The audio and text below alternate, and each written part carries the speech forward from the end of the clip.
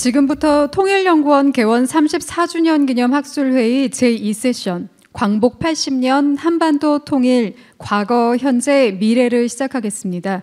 본 세션도 1세션과 마찬가지로 라운드 테이블 형식으로 총 7분의 패널을 모시고 진행합니다. 이 세션 좌장은 김천식 통일연구원 원장님께서 맡아주시겠습니다. 원장님을 큰 박수로 환영해 주시기 바랍니다.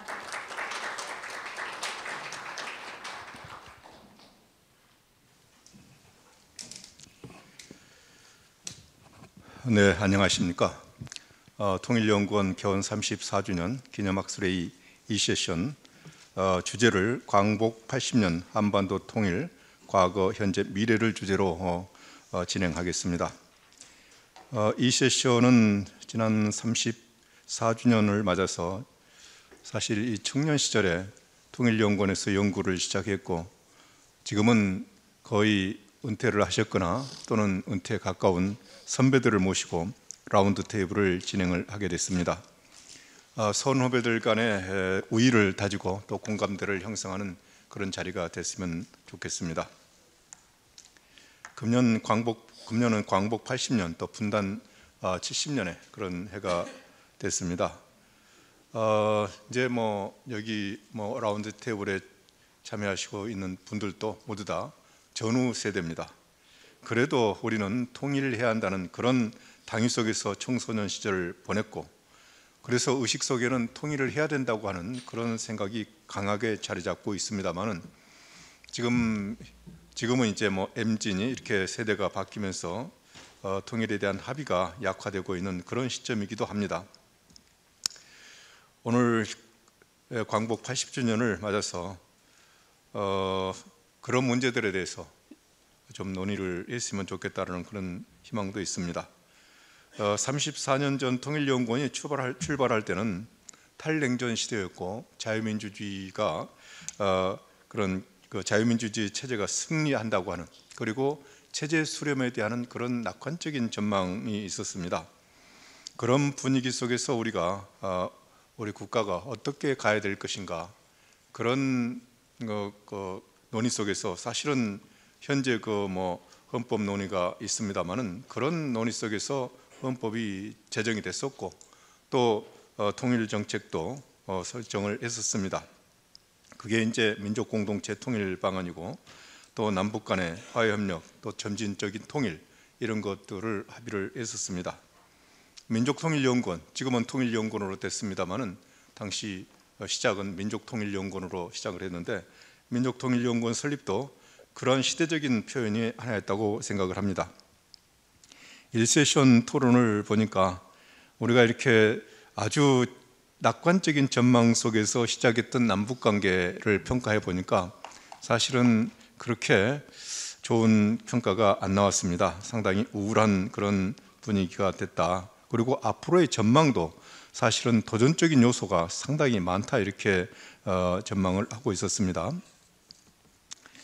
그래서 생각을 해보면 사실은 탈냉전 30여 년을 지나면서 보니까 지금 국제정세는 다시 신냉전 전략적 체제 경쟁 속으로 들어갔고 남북관계를 보면은 우리는 통일을 할 수 있었다는 그런 전망도 있었는데 이제 통일도 실패했고 비핵화도 실패한 그런 상황이 됐습니다. 북한은 핵으로 우리를 위협하고 이민족 이국가론 그렇게 이제 주장을 하고 있는데 북한도 곧 망할 것 같았었는데 이제는 핵까지 개발해 가지고 오히려 독자 생존, 분리 독립 이런 걸 추구하면서 한편 또 아까 1세션에서도 나왔습니다만은 단순히 이 국가로 가겠다고 하는 것도 아니고 또 한편에서는 그 영토 안정, 핵으로 영토 안정을 하겠다고 하는 그런 의지를 보이고 있습니다. 이런 속에서 우리도 이제 다시 한번 지난 날을 되돌아보고 또 앞으로 어떻게 할 것인가 이렇게 오늘 이 세션 라운드 테이블을 진행을 하고자 합니다. 그래서 첫 번째 이제 두 파트로 나눠서 진행을 하려고 그러는데 첫 번째 파트에서는 현재까지 남북 관계에 대한 평가가 있습니다. 그래서 탈냉전이 시작될 무렵에 우리가 7.7 선언이라든지 민족 공동체 통일 방안이라든지 또 남북 기본합의서라든지 뭐 더 내려와 가지고는 이제 6.15 공동 선언까지 있었습니다. 그런 정책의 공과 그리고 그게 이제 지금 그 아주 지금 부정적인 평가들이 많은데 과연 부정적인 평가만 할 것인지 이런 문제들에 대해서 논의를 해봤으면 좋겠다. 그래서 이런 문제들에 대해서 한 5시 10분까지 하고 두 번째 파트는 뭐 이어서 앞으로 국내 국제 정세 전망과 북한의 미래 그리고 통일을 지향하기 위해서 우리가 해야 될 일들이 뭐냐, 그리고 뭐 당면하게는 트럼프의 한반도 전략 그리고 미국 대화 핵 문제 이런 거에 대해서 어떻게 해야 될 것인지, 또 우리가 해야 될 일은 뭔지 이런 걸 좀 생각을 해봤으면 좋겠습니다. 아까 1세션 얘기를 들으면서 우리가 지금 그렇지 않아도 정책 제안서를 써서 다음 정부가 출범할 때 제출을 해야 될 텐데 많은 도움이 되겠다 하는 생각을 했습니다. 이 세션에서도 많은 도움이 될 수 있는 말씀을 좀 주셨으면 좋겠습니다. 시간은 뭐 두 파트로 나눠서 한 파트당 약 5분씩 말씀을 하실 수 있었으면 좋겠습니다. 지금 여기 계신 분들이 이제 나이가 드니까 나이가 들면은 좀 그 얘기가 길어지고 얘기를 끊을 줄 모르고 그러더라고요. 그래서 가급적이면 5분 그 정도로 끊어주시면 되겠습니다. 그리고 제가 강제로 좀 중단을 시키고 하겠습니다. 어떻게 할까요? 지금 순서는 누가 제일 말씀을 열심히 잘할 수 있는가요? 전성훈 박사님? 아니 뭐 일단 거기서부터 시작을 하면 됩니다. 예. 예. 이거 최대섭 박사님도 계시고 여러분도 계신 남궁 박사님도 계신데 제가 먼저 이 지명을 받아서 좀 송구스럽습니다. 대신 더 짧게 말씀드릴게요. 제가 오늘 이 회의에 부여받은 주제는 북한의 그 이국가 선언에 대응해서 한국은 어떤 정책을 펴야 될 것인가, 그거에 대해서 제가 좀 주문을 받았기 때문에 뭐 평소에 생각했던 것들을 몇 가지 말씀드리고 하겠습니다. 북한의 두 국가 선언은 올해가 이제 우리 분단 80년이거든요. 분단 80년인데 분단 80년 남북 관계에서 가장 획기적인 사건의 하나이자 저는 가장 획기적인 사건이라고 생각합니다.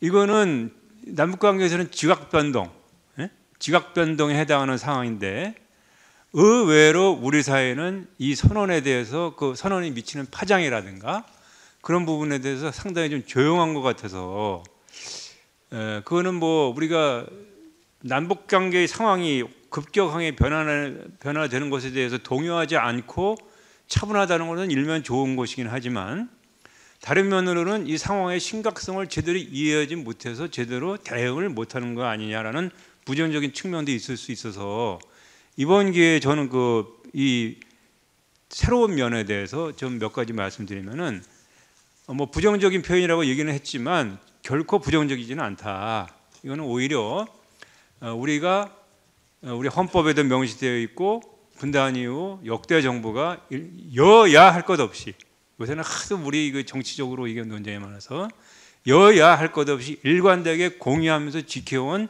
평화통일 정책을 정당성 또 적절성 이거를 다시 한번 재확인하는 계기가 되었고 결국은 평화통일과 자유민주주의와 공동번영의 가치에 입각한 평화통일을 추구하는 우리 한국이 앞으로 있을 통일 과정에서는 주역이 될 수밖에 없다라는 것을 저는 개인적으로 확인하는 계기가 되었고, 그런 부분에서 우리 국민들도 그렇게 생각할 수 있게끔 해 나가는 것이 이런 띵크탱크나 정부에서 해야 할 일들이 아닐까 저는 생각합니다.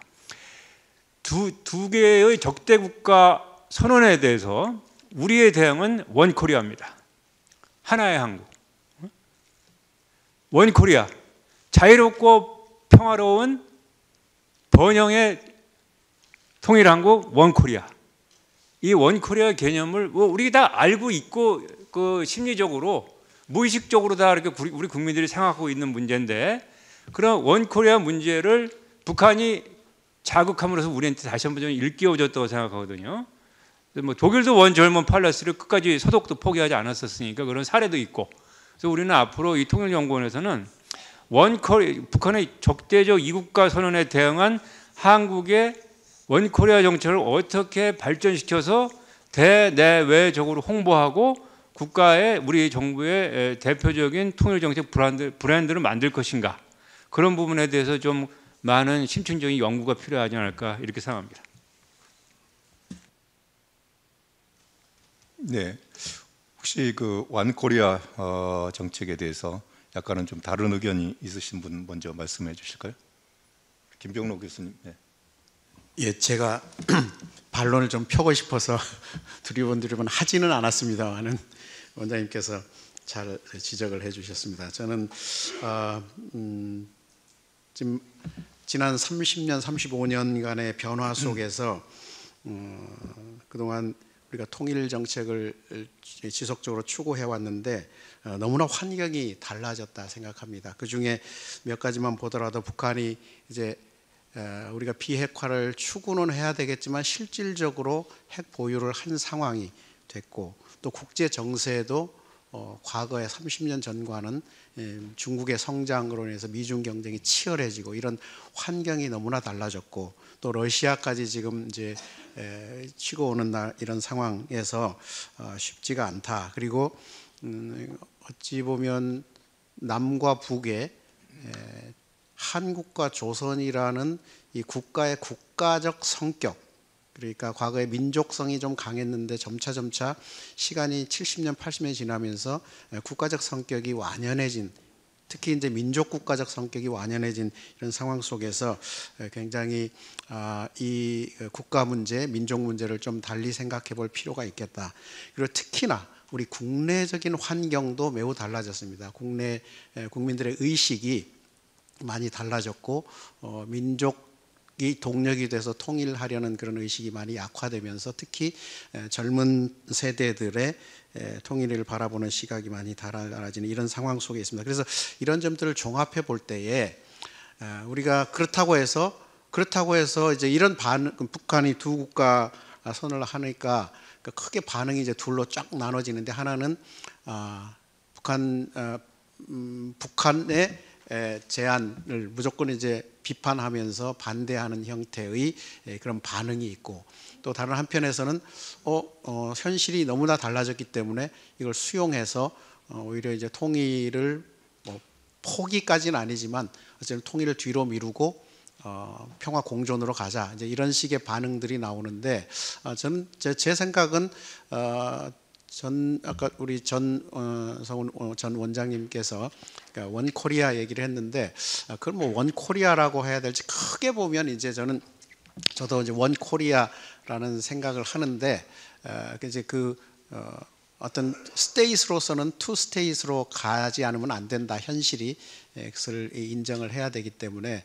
그리고 이제 한국 국민 정서도 EAI 조사에 보면은 2010년 경우에도 80%의 우리 국민들이 남과 북이 서로 다른 나라다라고 인식을 하고 있고, 또 국제사회에서도 유엔에 가입한 두 개 국가가 돼 있고, 이런 것들을 고려할 때 그러니까 통일을 추구해야 된다는 것은 당위적이고 중요하다고 봅니다. 그래서 저는 신통일 구상, 그러니까 통일을 과거 형태의 통일이 아니라 이 변화된 현실을 반영한 새로운 통일을 모색해야 된다. 그것을 우리 한국이 좀 주도적으로, 그러니까 북한 경우는 이걸 거부하는 형태로만 가는데, 변화된 이 국가성도 반영하면서 국제 환경이 변화된 걸 반영한 속에서 그럼 어떻게 새로운 통일을 준비해야 될 것인가.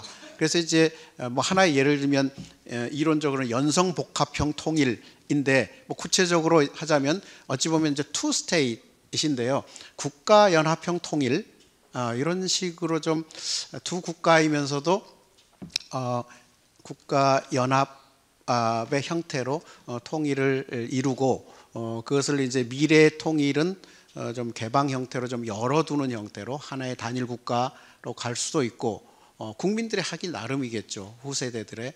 그리고 연방형으로 갈 수도 있고 연합형이 지속될 수도 있는 이런 형태로 좀 현실에 맞게 통일 구상을 하면서도 통일을 놓치지 않는 이런 자세가 필요하지 않을까 이런 생각을 합니다. 그래서 그러면서 이것을 이제 사실 우리 세대뿐만 아니라 새로운 세대까지 쭉 연결을 시키려면은 결국은 이런 한국과 조선의 달라짐, 어느 정도로 달라졌는지에 대해서 좀 구체적으로 조사도 하고 연구도 해서 무조건 우리가 하나의 민족이다, 하나의 민족이 하나의 국가를 이루어야 한다라는 당위적인 것만 주장할 것이 아니라 현실을 바탕으로 해서 이것들을 좀 설득해내는 작업들이 필요하다. 그래서 어찌 보면 두 개의 국가로서는 완연해졌는데 그 밑바탕에는 지금 북한이 민족 분리론으로 계속 나가려고 하지 않습니까? 근데 그 민족 분리가 한국과 조선인데 우리가 한민족이냐 조선민족이냐라는 거 가지고 지금 어찌 보면 보이지 않는 지금 민족 정통성에 투쟁을 하고 있다고 봅니다. 그런 면에서 지금 조선민족과 한민족이 내면적으로 어떻게 역사적으로 달라졌는지 이것을 예. 그래서 어쨌든 이런 것들을 바탕으로 해서 좀 새로운 형태의 통일을 구상하는 것이 좋겠다 생각합니다. 중간에 말이 안 끊기려면 5분 내에 자기 그 주장을 좀 다 말씀하셔야 됩니다. 남궁영 교수님. 네, 34주년 시간이 참 빠릅니다. 저는 김병루 박사가 얘기하는 거하고 좀 다른 쪽을 얘기하려고 일부러 차례인 것 같았지만 손을 들었는데, 지금 우리 김전식 원장님께서 시작을 하면서 한국의 통일 정책, 통일 방안에 대한 평가를 말씀하신 것 같아요. 저는 통일 방안의 의미, 통일 방안이 무엇인가라는 데 대해서부터 좀 정확히 짚고 넘어가야 된다고 생각을 해요.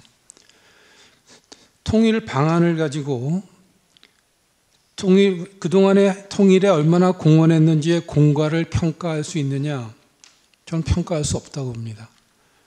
그리고 독일이 통일 방안을 우리보다 훨씬 잘 만들어서 통일을 했고, 우리는 통일 방안을 독일보다 상당히 못 만들어서 통일을 못하고 있는 거 아니지 않습니까? 통일 방안은 어떤 면에서 고객이 셋이죠. 우리 국민, 북한도 이제 정권에 대해서 또는 주민에 대해서 달리할 수도 있고 일괄적으로 할 수도 있어요.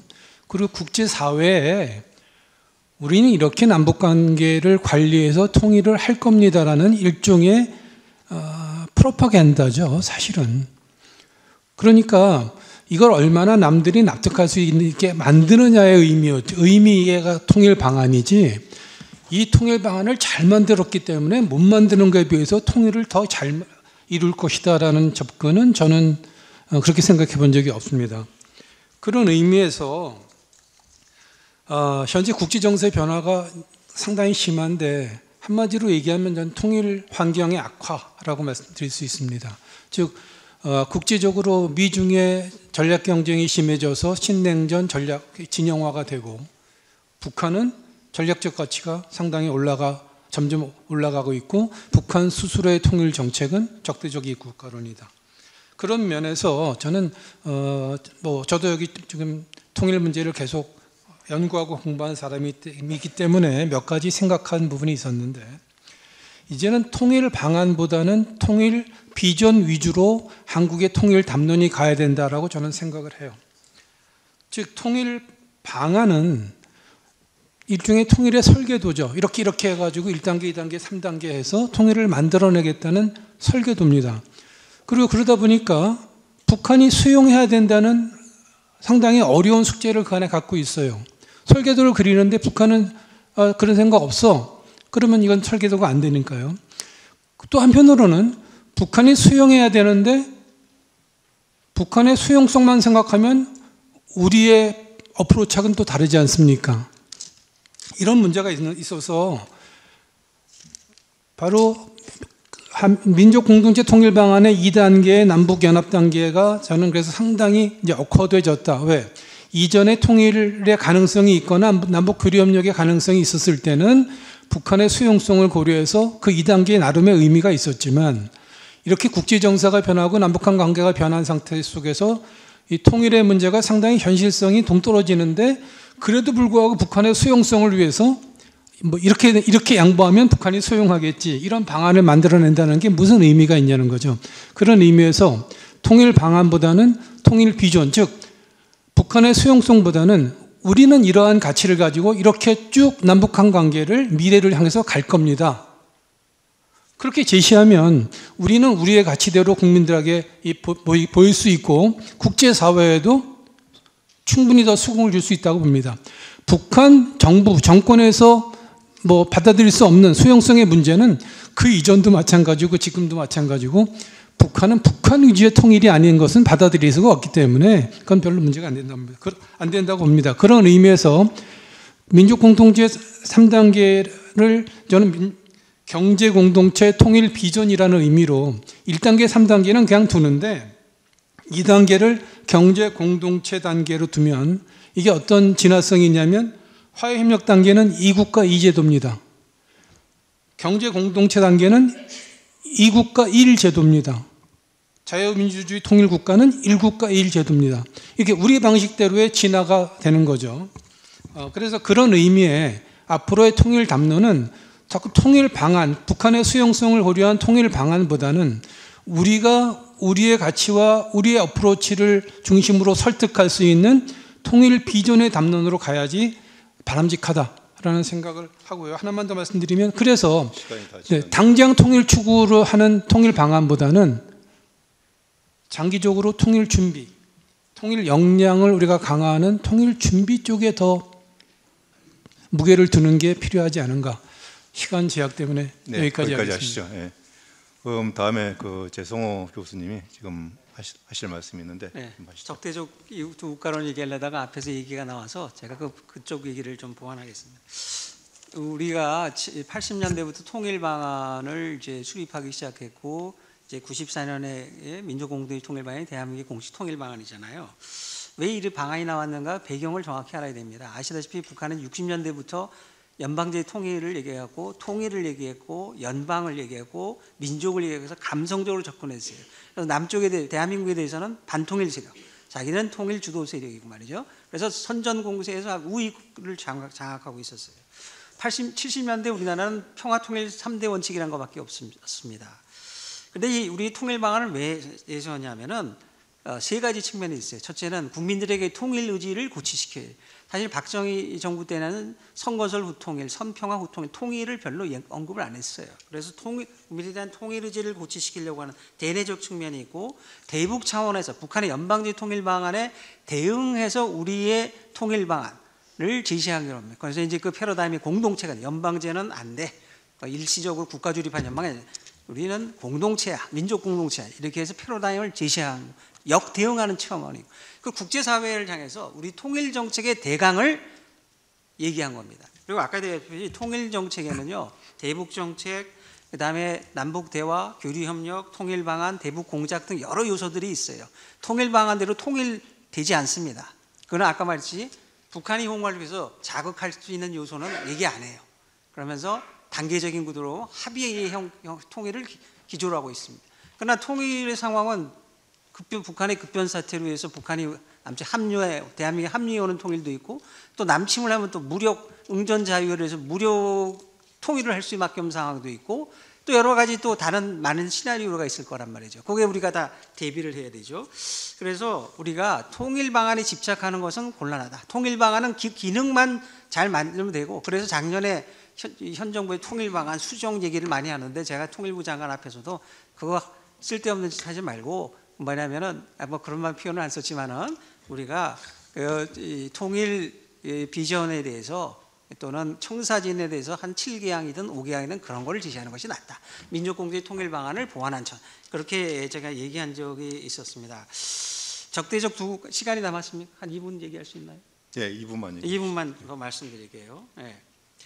북한의 적대적 두 국가론을 얘기한 거는 아시다시피 동독은 이민족 이국가론을 제시했어요. 그죠? 예, 그런데 결국 그 결과는 동독의 자살, 동독의 붕괴를 가져왔습니다. 그거를 북한이 모를 리가 없는데 이국가론을 얘기했단 말이에요. 그들이 생각하는 여러 가지 목표, 전략적 목표와 이익이 있기 때문에 저는 그렇게 했다고 봅니다. 통일 유운을 김일성, 김정일의 조국 통일 3대 헌장도 부정하듯이 통일 포기하고 동족도 아니고 뭐 이런 얘기 했잖아요. 저는 어떻게 생각하냐면 일단은 체제 유지의 측면 뭐 다 아시는 거죠. 외부의 적을 만들어서 독재자들이 체제 유지하려고 또 대남 적개심 고치 수단으로 이제 적대성을 얘기를 한 거죠.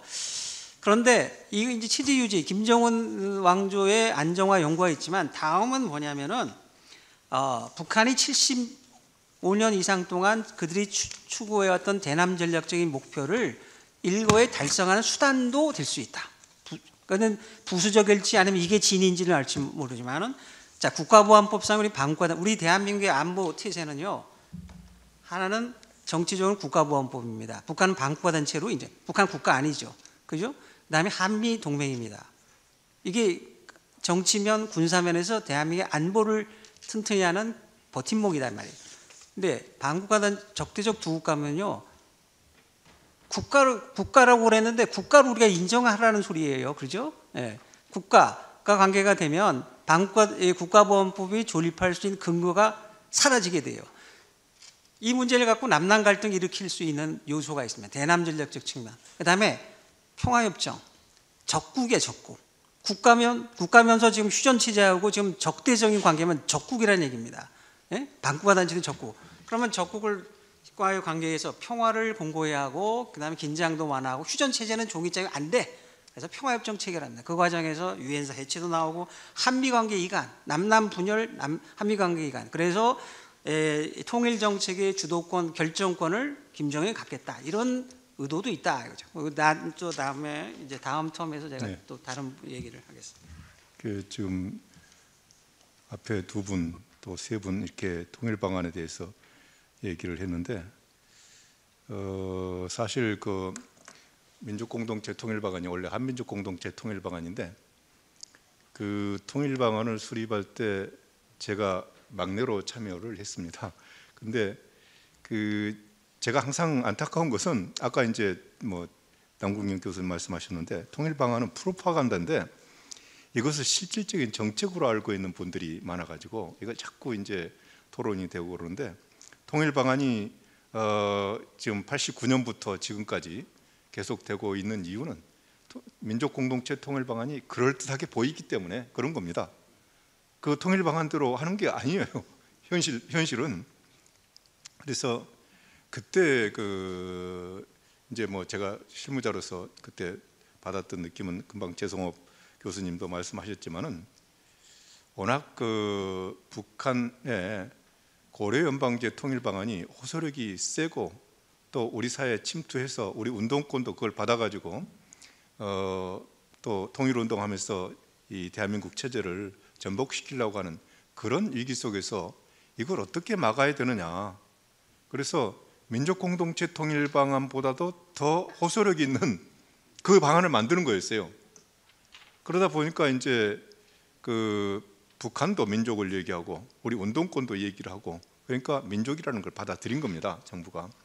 그래서 그리고 이제 뭐 당장 통일될 것 같지는 않지 않느냐. 그건 현실이니까 그걸 민족 공동체라는 걸로 포장을 해서 이걸 좀 단계적으로 해 나가자. 그런 다음에 국가제도를 통일하자. 이제 이런 방안을 만든 것입니다. 이게 사실은 프로파간다죠.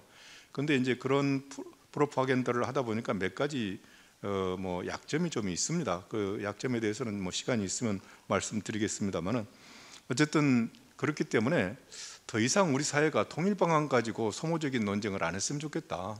우리 통일 정책은 헌법에 딱 돼 있습니다. 4조에 자유민주적 기본 질서에 입각한 평화적 통일입니다. 더 이상 뺄 것도 뭐 더할 것도 없는 그런 통일 정책이라고 생각을 합니다. 최대석 교수님 손을 들으셨는데 옆에 우리 재성호 교수께서 하는 바람에 저기 이제 박형중 박사님 뛰어넘고 이렇게 와가지고 할 수 없이 그다음 순서입 다음에 홍 장관 준비하셔야 될 것 같습니다. 오늘이 우리 개원 34주년입니다.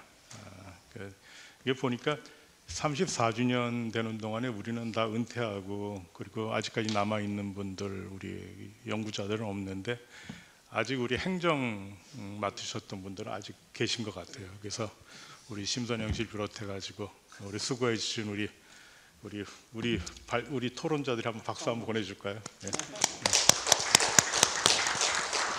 그 저기 조기 멤버들은 한번 일어나 보세요. 네.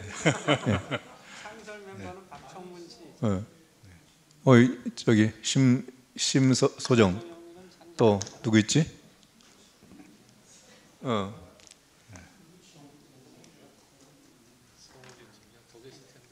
네, 고맙습니다. 네.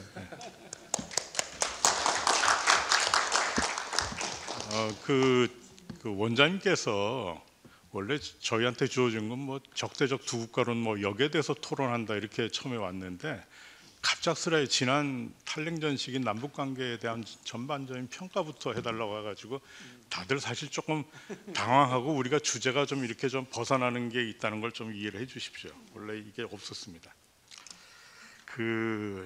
제가 지난 탈냉전기 지난 30여년간 저희는 그 시기에다 성장한 그런 연구자들 아닙니까? 그래서 볼 때 저는 진보 정권, 보수 정부 뭐 다 통틀어서 전체적으로는 대북 유화 정책이라고 봐도 될 것 같아요. 뭐 좀 동의하지 않은 분 계실지 몰라도 다 대화를 중시하고 다른 어떤 문제보다도 통일 남북 관계를 중시해왔던 정부들이었습니다. 어프로치가 좀 달랐을 뿐이죠. 그래서 저는 지금도 아쉬운 것 중에 하나는 진보 보수 정부를 떠나서 그 정책을 보면 70~80%는 같아요. 그래서 왜 그 공통부모되는 정책을 우리가 추진하지 못했을까 하는 그런 아쉬움이 지금도 많이 있습니다.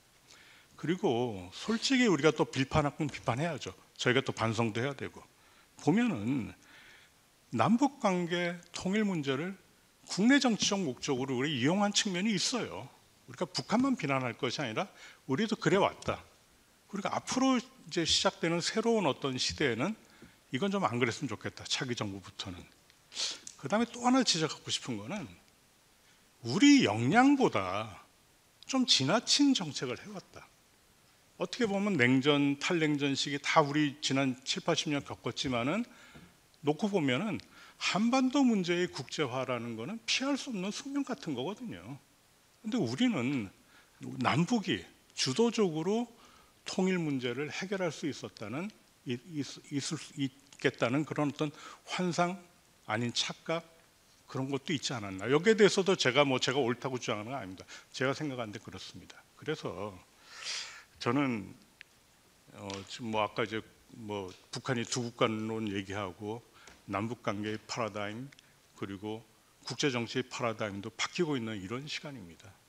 그래서 이제는 어떻게 보면 아까 이제 1세션에 이제 참석하신 분들은 굉장히 젊은 분들이고 뭐 내용도 지금 하는 내용과 좀 뭐 대동소이한 그런 내용인데 저희 같이 어떻게 보면 탈냉전 시대의 어떤 패러다임에 젖어 있고 이런 관성, 뭐 타성 이런 데 젖어 있는 사람들은 이제는 조금 뭐랄까 내가 옳다 이렇게 주장하기보다는 이제는 조금 더 뒤에서 이제 훈수하는 입장으로 가고 젊은 분들이 새로운 어떤 그런 시각과 접근을 가지고 앞으로의 30년 앞으로 통일될 때까지 그렇게 좋습니다. 그리고 마지막으로 주장하고 싶은 것은 지금 북한이 이렇게 적대적 두 국가론을 제기하고 어떻게 보면 뭐 러시아 우크라이나 전쟁에 참여하고 있고 이런 상황 아래서 어떻게 보면 이거는 남북 관계의 어떤 교착화에 지금 더 기여하고 있는 측면이 있거든요. 그래서 이제 앞으로 통일은 그 방안이 어떻건 뭐 과정이 어떻건 간에 점진적이고 장기적인 과제일 수밖에 없다는데 우리 모두가 동의해야 된다라는 그런 말씀 드리고 싶습니다.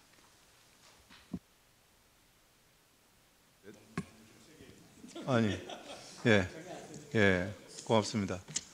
다음에 홍영표 교수님.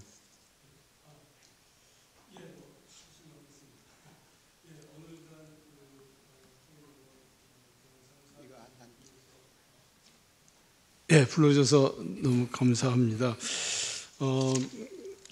아까 신종호 교수가 3년 전에 나갔는데 30년 된 것 같다는데 사실 우리 최혜석 교수님 말 실제로 나가신 지 30년 되거든요. 제가 나간 지 한 25년, 26년 된 것 같습니다. 26년 된 것 같은데 이렇게 그래서 오미 멤버들 불러주셔서 너무 감사드리고요. 오랜만인 것 같습니다. 이렇게 보니까 첫 세션을 보니까 첫 세션은 영옵이고 두 번째 세션은 올드옵이더라고요. 보니까 그 왜 나는 올드옵에 놓았을까? 그래도 좀 기뻤던 거는 이 중에서는 내가 제일 막내다. 제일 막내에서 아까 원장님이 은퇴를 앞두고 있다는데 저는 은퇴가 좀 남았습니다. 저는 은퇴가 몇 년 남았고요. 그래서 되도록 영하게 말도 짧게 하도록 하겠습니다. 그리고 이렇게 요즘 토론회 오라 그러는데 토론문 한 장도 요구하지 않는 이 행사는 굉장히 오랜만인 것 같아서 너무 바람직하고 김태현 영국의 부장님이 짜신 건지 모르겠지만 이런 회의 있으면 언제든지 불러주시면 제가 수업만 없으면 언제든지 오도록 하겠습니다. 제가 앞에서 뭐 말씀하신 거에 대해서 간단히 그냥 뭐 저의 의견을 조금 덧붙이자면 두 국가로는 사실은 이제 전성원 박사님께서 지각 변동이다 그랬는데 사실은 뭐 저는 그렇게 지각 변동은 아니라고 봅니다. 아까 성청 박사께서 장기 전략이다 그랬고 저는 사실 거기에 덧붙여서 어떻게 보면은 80년대 고려연방제부터 그냥 따로 살자는 게 북한의 입장이었고 다만 이제 김정은은 그걸 좀 더 공식적으로 과격하게 바꿨고 그래서 큰 변화긴 하지만 연속성도 있다라는 것이고요. 그거는 북한의 입장도 그렇지만 그래서 이제 우리 사회에서 또 여러 가지 논의가 있는데 근데 남북 관계는 민족과 국가가 항상 늘 공존해 왔어요. 저는 그게 팩트라고 봐요. 김병록 교수님 말씀하셨듯이 민족 국가로서 형성되고 정책성 경쟁하고 있는 것은 사실이지만 그래도 민족은 어디 안 가는 거거든요. 김정은이 뛰겠다고 해서 민족이 없어지는 것은 아닙니다. 여전히 젊은 애들도 우리는 뭐 민족이 같이 살아왔어. 우리 박국김치 먹어. 여전히 그러면 다 동의해요. 그게 그냥 하나인 거고 그건 어디 가지 않는 거라는 것이고 그래서 민족과 국가의 양면성을 인정을 하고 그걸 자꾸 따로 띄워놓고 민족이냐 국가냐 그래서 통일이냐 평화공존이냐 이렇게 가르려고 하는데 그렇게 가를 필요가 없다고 봅니다. 예전에 그 개그 콘서트가 한참 인기 있을 때 다중이라는 그 코너가 있었어요. 그거는 사람이 그러니까 이중인격을 약간 이제 코믹하게 한 건데 제가 왜 그 말씀드리냐면 그 당시에는 여러 가지 좀 이렇게 성격을 나타내면 너 도대체 정체가 뭐야? 이거 이중인격자 아니야? 이렇게 나쁘게 봤는데요. 요즘은 이거 몇 년 전 노래지만 그 BTS의 아이돌이라는 노래에서는 다양한 정체성을 다 받아들입니다. 내가 아티스트인지 내가 아이돌인지 근데 다 나야. 그래서 난 다 좋아 그래요. 그래서 민족과 국가라는 것을 다 받아들이고 그 자체가 한반도고 그게 남북관계 문제의 본질이라고 보고 같이 가는 방향 그것을 받아들이면서 평화와 통일을 함께 가는 방향으로 우리가 앞으로도 계속 그 정책을 이어가면은 당연히 뭐 원코리아도 맞지만 또 그 안에서 국가적으로 부딪히는 부분들이 있고 그런 것을 평화적으로 풀어가야 될 부분이 있다고 생각을 하고요. 통일 방안에 대해서도 잠깐 말씀드리면 통일 방안은 앞에서 김민성 박사가 좋은 얘기 해주셨는데 그건 있는 거고 그건 그냥 내비두면 좋을 것 같아요. 근데 제가 전에 한번 토론에 가서 그런 비유를 한 적이 있습니다. 민족공동체 통일 방안 계속 존재해야 되고 그것이 지금 현재 우리의 공식적인 통일 방안인데 89년에 한민족 공동체 통일 방안이 발표되는데 88년에 우리 표준어 규정이 이제 만들어졌어요. 그 전께 이제 규정이 되는데 그래서 교양에 있는 사람들이 쓰는 서울말 그게 표준어라고 규정이 되어 있고 그거는 아마 여전히 살아있는 걸로 알고 있는데 근데 지금 누가 옛날에는 왜 표준어 안 쓰면은 막 고쳤어. 그리고 TV에서도 뭐 꼭 표준어 써야 되고 이랬는데 지금은 사투리 쓰고 줄임말 쓰고 젊은 애들은 뭐 다양한 표현 쓰고 하잖아요. 그냥 다양성을 인정하는 것이고 하지만 표준어는 그냥 하나의 기준으로 있는 것이고 그래서 우리의 통일 방안도 이제는 야 이게 국가의 통일 방안이야. 이걸 어떻게 바꿨어? 일로 바꿨으니까 그걸 일로 따라와. 뭐 이런 식이 아니라 그거는 그냥 모델로 하나의 모델로 공동의 모델로 있는 거고 다양한 논의, 다양한 방안들 요즘 젊은 애들이 얘기하는 젊은이들이 얘기하는 MZ 사고 방식이라든지 다양한 그런 그 방법과 접근 방법들을 있는 그대로 받아들이고 그때 필요한 것들을 잘 골라서 전략적으로 만들고 어쨌든 다양성을 인정하는 그런 방향으로 논의를 이끌어가면 좋을 것 같습니다. 네, 이상입니다. 네, 하여튼 뭐 예, 그 3년 된 분은 나간 지 30년이 된 것 같다고 말씀하셨는데 나간 지 30년이 된 분은 아마 3년 3개월 정도 된 것 같다는 그런 기분이 들 것 같다는 생각도 듭니다. 예, 좋은 말씀 주셨고, 다음에 이제 박형준 박사님. 예, 오늘 그 토론을 듣다 보니까 오늘 토론의 핵심 주제가 통일부 성토인 것 같습니다. 통일부 성토. 지난 1년 내내 이거 가지고 아마 통일부가 뭐라고 작업을 한 것 같고, 그 다음에 8.15 통일 독트린이라는 것도 만들어냈는데 오늘 토론에서 뭐 아예 등장하지를 않습니다. 그 완전히 원점에서 다시 이야기하고 있거든요. 그러니까 이 작년 1년 동안 통일부가 뭐 했냐라는 성토가 이 회의의 주제가 된 것 같은 생각이 듭니다. 그 다음으로 그 남북관계를 생각할 때는 남북관계의 기본 구조가 뭐냐를 부터 먼저 생각해야 된다고 봅니다. 남북관계의 기본 구조라고 하는 것은 사상과 제도를 달리하는 분단 국가입니다. 이거는 남이든지 북이든지 구조적으로 존재 자체가 상대방에게 치명적인 안보 위협이 되는 관계입니다. 이게 구조적인 거기 때문에 이거를 뛰어넘어 가지고 우리가 서로 한국이라고 부르고 조선이라고 부른다 그래 가지고 사상과 제도를 달리하는 분단 국가라고 하는 현실이 없어지지 않는 겁니다. 이 구조 자체가 사라지지 않는 한 남북 관계는 구조적으로 적대 관계가 될 수밖에 없다고 하는 겁니다. 우선 군사적으로 위협이 됩니다. 이건 외적 위협이 되는 거죠. 그 다음에 내적 위협이라고 하는 거는 상대방의 사상과 제도가 우리 쪽에 치명적인, 그러니까 혁명적인 내정 위협이 되는 겁니다. 이 두 개를 이 두 가지 위협을 적당하게 얼버무려 가지고 뭐 뒤죽박죽 만들어낸다고 해가지고 뭐 전혀 상황에 변화가 없다고 하는 겁니다. 먼저 이거를 전제를 하고 우리가 사고를 해야 된다고 봅니다. 그 다음으로는 적대적 두 국가, 전쟁적인 교전 국가라고 하는 거가 이게 새로운 것이냐 하는 겁니다. 새로운 것이자 낡은 것이다라고 저는 말씀드리고 싶은데, 우선 90년대, 2000년대에 한국 사람들이, 그러니까 한국에서 북한에 대해서 어떤 식의 정책 사고를 했느냐를 살펴봅시다. 아까 최대석 박사님께서 이야기하신 거가 진보와 보수가 70%가 동일한 정책을 하지 않았느냐라고 하는 거죠. 저는 그게 이제 요새 제가 연구한 바에 따라서 해석을 하자면은 그건 진보와 보수가 공동으로 북한에 대해서 망상을 가졌다라고 이야기하는 겁니다. 그러니까 새로운 것이 아니다라고 하는 거는 적대적 두 국가, 전쟁적인 교전 국가라고 하는 거는 이거는 변한 적이 없다고 하는 겁니다. 변한 적이 없다는 거고, 이건 햇볕 정책 시대에도 기본적으로 북한의 전략 사고였습니다. 그런데 우리가 그 햇볕 정책 시대에 북한에 대해서 어떤 생각을 했는지, 북한이 우리에 대해서 어떤 생각을 했는지, 이거는 완전히 비대칭입니다. 그러니까 이거를 우리가 해석하지 않고서는 왜 지금 성군 정치하고 햇볕 정치가 대결해가지고 한국이 완패했느냐를 해석할 수 없는 겁니다. 그 다음에 새로운 것이라고 하는 거는 얘들이 그거를 마음속에 간직하고 있다가 이제 밖으로 내놓고 이야기하는 이유는 뭐냐고 하면은 걔들이 핵능력을 가졌기 때문입니다. 걔들이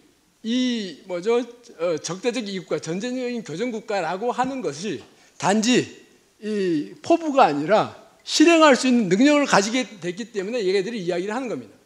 그러니까 적대적 이국가라고 하는 것은 이건 통일 포기가 아니라 핵 무력 통일을 하겠다라고 하는 포석이라고 생각이 됩니다. 그 다음으로 성군 정치 대 햇볕 정치의 대결에서, 그러니까 햇볕 정책이 자유주의적인 관여 정책 또는 진보 보수가 70% 공유했던 정책이라고 생각을 일단 하게 된다고 하면은 한국은 이 햇볕 정책을 통해서 개혁 개방, 비핵화, 그 다음에 친남화를 목표로 했습니다. 이 세 개 중에 달성된 게 하나도 없습니다. 전부 다 이 상황 자체가 악화된 겁니다. 그런데 북한은 저는 김정일이 굉장히 위대한 지도자라고 생각합니다. 90년대 초반에 그 어려운 상황에서 현재 김정은이가 저런 플레이를 할 수 있는 기초를 닦아놓고 나간 사람이 김정일입니다. 그러니까 김정은이가 현재와 같은 플레이를 할 수 있는 거라고 하는 거는 김정일이 90년대, 2000년대에 닦아놓은 게 없으면은, 성공시킨 게 없으면은 김정은은 지금과 같은 플레이를 할 수가 없는 겁니다. 그러니까 김정일 시대에 90년대 2000년대에 북한은 그러니까 비대칭 억제 능력을 기초를 축성했습니다. 그러니까 비대칭 억제 능력이라고 하는 것은 핵, 미사일, 사이버입니다. 이 세 가지를 김정일이 털을 닦지 않았으면은 김정은은 현재 저런 플레이를 할 수가 없는 거죠. 그 다음에 대내 통치력 회복했습니다. 왜 김정은이 다시 들어와 가지고 당국가를 회복했습니까? 그거는 내부 통치적으로 힘이 생겼다는 이야기입니다. 내부 통치력을 회복했다는 거죠. 그렇기 때문에 그게 가능해지는 거고, 그 다음에 그 경제 회복, 적어도 지금은 다시 어려워지긴 했지만은 김정은 초기 12년부터 대략 16년, 20년까지는 북한 굉장히 괜찮았습니다. 그 다음에 3대 세습이 성공했는데 김정일이 실패했다고 하면은 김정은으로 3대 세습은 그건 불가능한 겁니다. 김정일이 성공했기 때문에 그 후광을 받아가지고 3대 세습이 성공하게 된 거고, 거기에다가 더 좋은 게 뭐냐고 하면은 이 지정학적 구조 자체가 달라지고 있다고 하는 겁니다. 그러니까 북한이라고 하는 거는 자기 시력을 갖췄는데 이제 국제적인 환경까지 좋아지고 있다고 하는 겁니다. 기본적으로 좋아지고 있다고 하는 겁니다. 그러니까 핵심이라고 하는 거는 북한을 얕보지 말라고 하는 겁니다. 이상입니다. 네, 지금 8분이 다 말씀을 해주셨는데 7분이 다 말씀을 해주셨는데 시간은 조금 남았습니다. 그래서 혹시 지금 나왔던 얘기들에 대해서 꼭 하셔야 될 말씀이 있으면 누가 말씀하셔도 좋을 것 같습니다. 말씀드리겠습니다. 저는 우리의 대북 정책과 북한의 대남정의 맞부딪힘 가능해서 완패했다 그러는데, 우리의 의도대로 되지 못한 면도 있고 또 우리가 반성할 부분이 너무 많은 건 사실이에요, 그죠? 그런데 긍정적인 면도 분단 관리 차원에서 보면 또 물론 핵 능력은 북한이 갖고 우리 핵 포기 못 시키고 그런 실현시키지 못한 부분에서는 또 우리 실패의 측면도 저는 있다고 생각합니다. 근데 이제 우리가 다 아는 얘기인데 다시 한번 되풀이하면은 특히 진보 정부가 들면서 햇볕 정책이 평화 번영 이렇게 여러 가지 명칭은 바뀌었는데 그 정부의 대북 정책의 목표는 사실은 외형상의 그 성과에 집착을 했어요. 정상회담이 됐든 남북 대화 교류 협력 실적 숫자 갖고 말이 통일 백세 그 성과라고 했어요. 근데 저는 그게 별로 성과처럼 보이지 않았거든요. 거기에 간 비용들이 너무 과도한 게 많았고, 그래서 저는 우리 대북 통일 정책에서 사라진 단어가 뭐냐면 북한의 변화라는 겁니다. 북한의 변화. 우리의 대북 통일 정책이 정권이 오락가락하면서도 북한의 변화에 맞춰서 계속 일관되게 했으면 지금 여기까지 오는 데는 이런 상황과는 좀 다른 곳으로 가지 않았을까 하는 거고요. 그래서 저는 항상 제가 인권대사에서 그런 게 아니라 대북 정책의 목표는 대화 교류 협력이 아니라 그건 수단에 불과한 것이고 평화와 인권이라고 생각합니다. 평화와 인권. 평화는 한반도의 안정화죠. 평화 공존이고, 그 다음에 인권은 결국은 북한 주민의 삶의 질을 개선하고 또 북한 주민의 인식을 바꾸게 하는 것이다 이거죠. 그래서 북한의 변화는 북한 주민의 생각, 사고, 인식이 변해야 되고, 그 다음에 북한의 또 다른 변화는 북한의 정책의 변화가 있고, 또 세 번째는 북한 시스템의 변화가 와야 되는데, 그래야 우리가 통일 기반이 조성되는 거 아니겠습니까? 그런데 그 가장 쉬운 건 북한 주민의 인식을 변화시켜야 돼요. 그건 인권의식, 북한 주민들이 깨어나야 되고, 김일성 만세 이거는 아니다는 거죠. 그래서 저는 어떤 생각을 갖냐면, 그래서 인권을 얘기하면서 외부 세계의 정보 접근권이 많이 얘기하는데, 저는 더 핵폭탄, 핵무기 그게 통일의 걸림돌 된다고 생각하지 않아요. 더 무서운 거는 인권의 폭탄이고 정보의 폭탄이다. 북한은 핵폭탄하고 대남 협박하면 우리는 인권과 정보의 폭탄으로 북한을 변화시키는 노력을 계속해 나가야 된다는 거죠. 특히 그 변화의 고리라고 할까, 우리가 시야를 넣어야 될 것은 바로 장마당이다. 장마당은 사람과 정보와 물자가 모여나들고 소통하고 또 정보들이 확산돼요. 그렇잖아요. 그러니까 거기에 USB가 됐든 뭐든 다른 방식으로 여러 가지 거기에서 북한의 변화를 유도하는 정책을 펴야 된다라는 게 생각이고요. 시간 1분만 얘기해요. 1분만. 더 이상 얘기 안 할 것 같아서 우리가 이 국가로는 우리 헌법이 개정되지 않는 한 절대로 받아들일 수 없습니다. 왜냐하면 북한을 국가 승인을 해야 되거든요. 이건 반헌법적이고요. 헌법 개정하지 않으면 안 돼요. 위헌입니다. 그거 자체가. 그래서 그 사실을 우리가 알아야 되고, 정서적으로 우리 국민이, 물론 2030들은 요새 좀 생각이 다르긴 하지만 아직까지는 정서적, 감정적으로 그렇게 맞지 않고, 자, 뭐 여러 가지 뭐 또 얘기들이 있는데 뭐 저 잔뜩 써놨는데 그건 뭐 더 이상 얘기하지 않아요. 일본 고맙습니다. 박형균 박사가 말씀 시작하면서 통일부를 성토하겠다고 그래가지고 제가 뜨끔했습니다. 아직도 뭐 통일부라는 생각이 들어서 그러는데, 사실 그 현실적으로 정책 현장에 있었던 사람 입장에서 보면은 딱 맞는 말씀이에요. 남북 관계 기본 구조가 한 번도 변한 적이 없습니다. 제가 이제 저 통일부에서 나올 때 기자들하고 같이 식사하면서 한 얘기가 있는데, 남북 관계의 기본적인 속성은 적대 관계다. 그 적대 관계 속에서 약간의 움직임이 있다고 그래서 그 기본 구조가 바뀌는 게 아니다. 근데 이제 제가 나와서 가끔 이 전문가들 또 학자들 얘기하는 걸 들어보면서 느끼는 것은, 이 현실을 개념 조작으로 바꿀 수 있다고 생각하는 분들이 있는 것 같아요. 그래서 그건 아닌데라는 생각이 들었습니다. 지금도 이제 북한이 두 국가, 뭐 적대적 두 국가 얘기하니까 그게 아니고 두 국가 평화 공존 체제, 즉 평화적 두 국가 체제를 얘기를 하는 분들이 있는데, 한반도에서 두 국가 체제가 존재하는 한 평화라고 하는 것은 없다. 저는 그렇게 얘기를 합니다. 그동안에 남북 관계 80년사가 됐는데 한 번도 평화롭지 않았습니다. 김대중 노무현 정부 때 그렇게 우리가 햇볕 정책을 한다고 그러면서 했지만은 평화롭지 않았습니다. 내부적으로는. 그리고 이제 그러면 우리가 성군 정책과 햇볕 정책에서 우리가 완패했느냐? 저는 또 그렇게 보지도 않습니다. 왜 그러냐면은 우리가 정책을 어떻게 하든 북한이 그 체제 붕괴 위기에 있었던 북한으로서는 할 수 있는 선택이 그런 거였습니다. 그건 악착같이 했을 거라고 생각이 됩니다.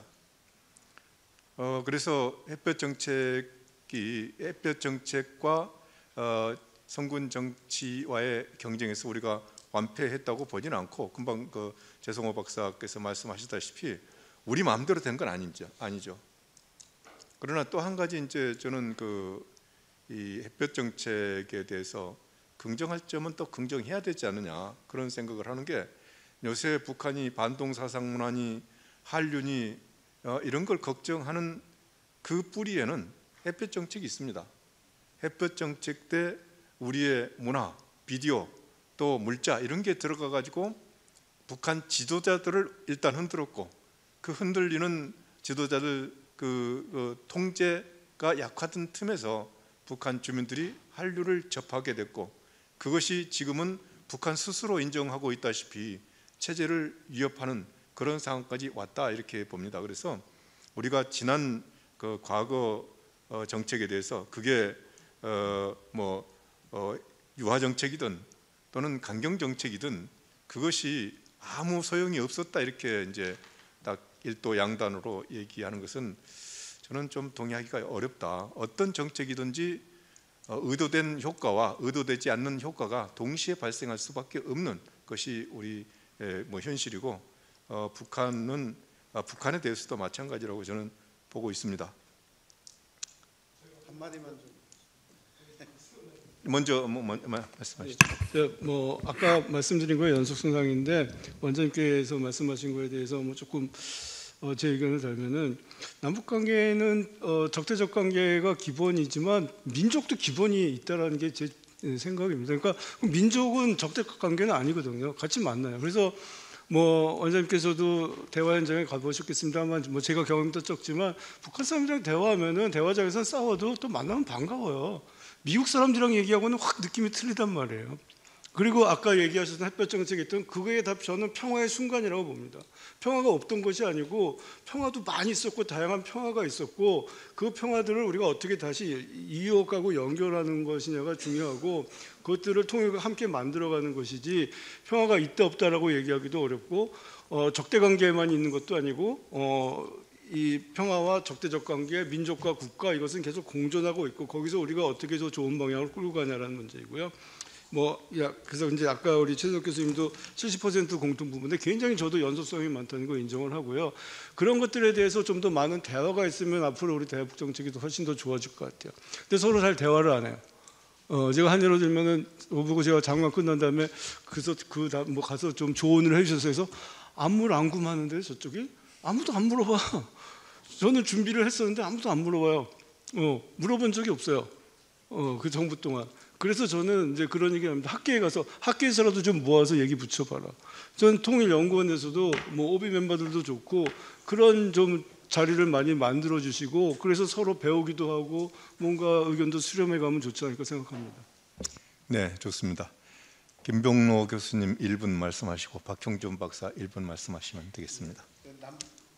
남북 관계를 이제 변화된 남북 관계에 대해서 그리는 상들이 지금 제가 쭉 들어보면서 좀 저와 다른 것 같아서 저는 이렇게 생각합니다. 이게 북한이 핵을 가지고 있고 한국과 조선이 팽팽하게 대립하는 것 같지만 그건 사실 이제 겉으로 나타나는 정치적인 측면에서 그렇지 실제로 남북 관계에는 저는 GDP나 경제적 측면에서 보면은 휴전 총량, 한반도의 총량으로 보면 지금 휴전선 아래에서 98%가 생산이 되고 휴전선 이북에서 2%밖에 생산되지 않는 경제 구조를 가지고 있습니다. 그것을 이제 해외에 나가서 많은 분들을 만나면 북한 분들을 만나면 금방 느껴지는 구조거든요. 그런 속에서 우리가 다양한 면, 그러니까 정치 군사적인 측면에 대립적이고 우리가 어떻게 그걸 대응해야 되느냐라는 것을 좀 벗어난다면 다른 부분은 아까 문화적인 측면도 얘기했지만 지금 한류가 43% 침투하니까 북한이 청년들의 의식이 흔들리지 않습니까? 지금 경제적으로는 완전히 뭐 우리 98대 2니까 그런 걸 생각하면 우리가 남북 관계가 과거와는 너무나 달라졌기 때문에 이런 상황 속에서 새로운 방식의 통일을 구상을 해야 된다. 저는 그 점을 굉장히 강조하고 싶습니다. 네, 박형준 박사님 1분만 말씀하십시오. 예, 아까 민족공동체 통일 방안에서 여러 가지 이야기가 나왔는데 요새 그 논의되는 걸 보면은 핵심은 모두가 민족공동체 방안을 완전히 무시하고 있다는 겁니다. 그러니까 진보는 진보대로 평화지상주의로 통일론으로 가고 있는 거고 그 보수는 보수대로 자유 통일 지상주의로 가고 있습니다. 그러니까 옛날에 그러니까 민족공동체 통일 방안에 보면은 자유민주, 평화, 민족 이 세 가지 단어가 골고루 아주 조화롭게 설정되어 있습니다. 그래서 민주평통인 거고 그 다음에 이 통일 방안 이름도 민족공동체 통일 방안인데 요새는 그러니까 자유민주하고 평화가 완전히 결별한 거죠. 따로따로 가고 있는 거죠. 그 다음에 요새는 민족이라는 단어를 완전히 지워버렸습니다. 예를 들면 8.15 독트린이라고 하는 거는 이거는 자유통일지상주의로 가고 있는 거고 거기 보세요. 민족이란 말 한마디도 안 나옵니다. 그 다음에 그 통일이라는 말은 가끔 등장합니다. 그러니까 저는 이런 식의 상황이라고 하는 거가 우리가 통합을 지향해야 되는 통일론이 오히려 갈등을 부추기고 있고 조장하고 있다고 생각이 됩니다. 이게 그러니까 통일이라고 하는 거는 자유민주, 평화, 민족이 항상 같이 가야 되는 거고 그 다음으로 특히나 북한이 전쟁, 그 다음에 민족 부정을 이야기하면은 우리는 평화하고 이 민족에 대해서 조금 더 강조해서 말할 필요가 있다고 생각이 됩니다. 네, 그 박형준 박사 아주 좋은 제안을 해주신 것 같고 앞으로 뭐 통일을 맡은 기관이나 또 우리 학자 전문가들도 그런 시각을 가지고 했으면 좋겠다는 생각이 듭니다. 그리고 김병로 박사님 GDP가 뭐 이렇게 월등한 입장에서 좀 더 다른 대안을 생각해야 되지 않느냐는 말씀을 주셨는데 한국은행 통계에 의하면은 남북한의 국력이 50대 1인데 그 유엔 통계에 의하니까 100대 1이더라고요. 그러니까 이제 한국은행은 좀 보정을 해가지고 50대 1로 만들어놨는데 유엔 통계가 보정이 안 된 그런 생 통계 같아요. 그래서 저는 유엔 통계가 더 적절하다고 보고 있습니다. 그래서 100대 1의 이런 그 국력. 그래서 아까 우리가 완패했다고 보질 않는 게 핵을 가지고 있다고 해서 그걸로 무슨 뭐 지금 뭐 정치는 하고 있지만은 남북 관계를 완전히 바꿀 수 있을까? 그런 그 생각을 하고 있습니다. 제가 조금 시간을 아껴가지고 플로우에서도 이 지난 남북 관계 평가에 대해서 좀 말씀을 해주실 분이 있을 것 같아서 시간을 남겨놨으니까 뭐 과감하게 손을 들고 이게 플로우에서 얘기를 하라고 그러면은 잘 안 하시는데 말씀하시기 바랍니다. 시간이 좀 있습니다. 정준희 감사 한번 말씀하시죠.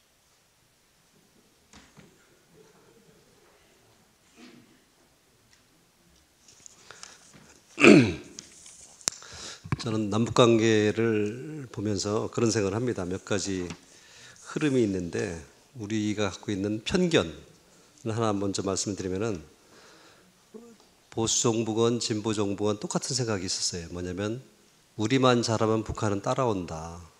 이런 생각들.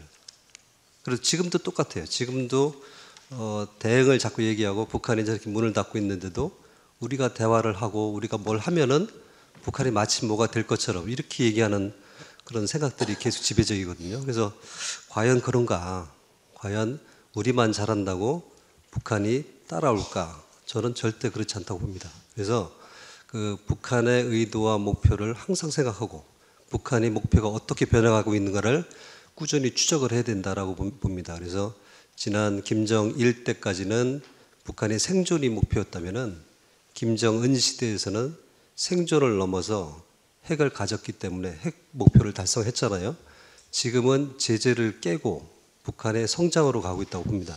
그래서 그런 점에 맞춰서 우리가 북한을 대화를 하든지 압박을 하든지 그런 여러 가지 방식을 동원해야 되지 않을까 그런 생각을 하고 그다음에 그 두 개 국가론에 대응하는 이 여러 가지 이제 방식들이 있는데 사실은 저는 뭐 간단하게 반민족적이다라고 이제 봅니다. 그래서 우리 사회가 거기에 동의하는 것 자체가 무리다라고 이제 보고 있고요.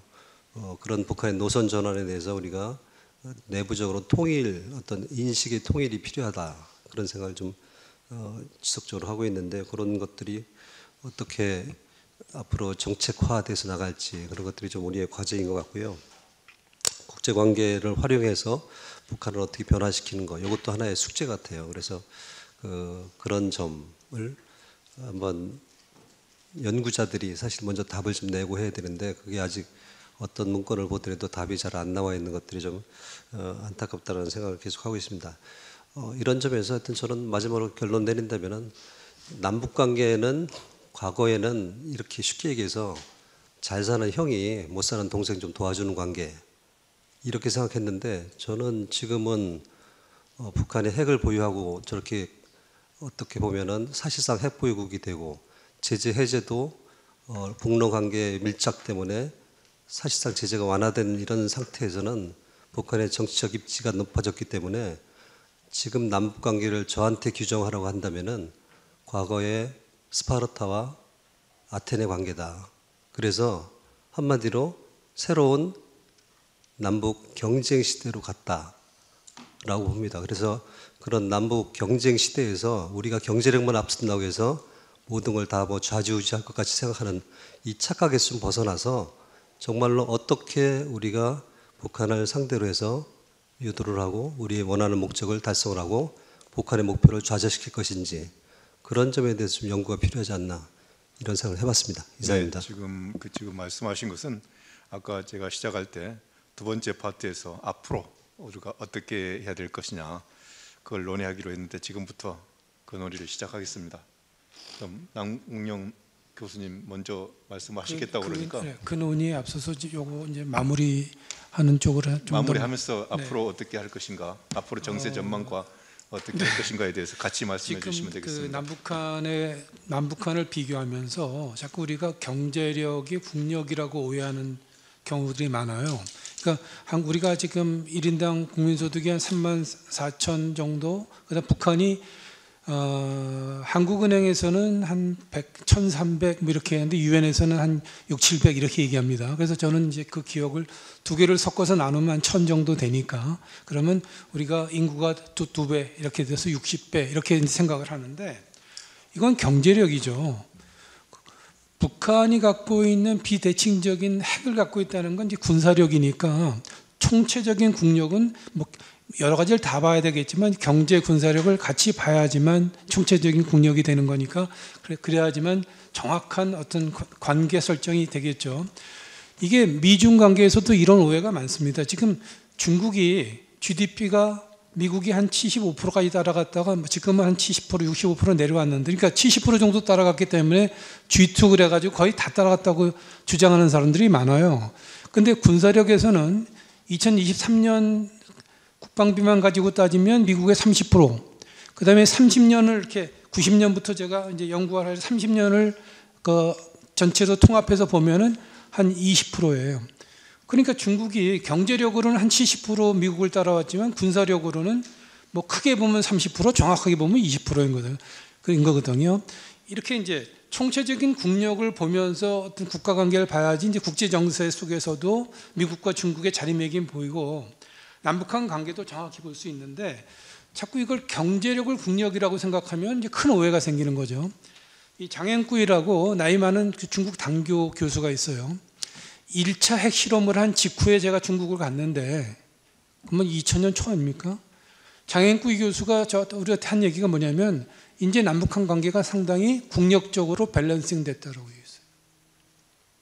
한국이 경제적으로 상당히 앞서 나갔는데 이때가 지금 1차 핵실험했을 때예요. 무슨 그 북한 핵무력의 고도와 완성이 아니라 1차 핵실험을 한 직후 한 2달 만인가 갔더니 장앤꾸이 교수가 이제 남북한 관계가 상당히 국력적으로 균형, 밸런싱이 되군요. 이렇게 얘기합니다. 그러니까 뭐 한국이 국력적으로 북한의 무슨 지금 형이다. 저는 이런 쪽에 대해서 별로 그렇게 인정하지 않고 있습니다. 그래서 어떻게 해야 돼요, 우리는? 지금 이게 어떻게 한다기보다는 사실은 이렇게 얘기하면 이제 그 문제보다 조금 핵 문제를 중심으로 제가 그럼 앞으로 방향을 말씀드리겠습니다. 지금 트럼프 행정부는 오전 시간에 이전 시간에도 얘기했는데 명목상으로 북한의 비핵화를 공식적으로 참여하고 있다. 사실 그렇죠. 그러나 현실적 목표로 삼고 있지는 않다고 생각합니다.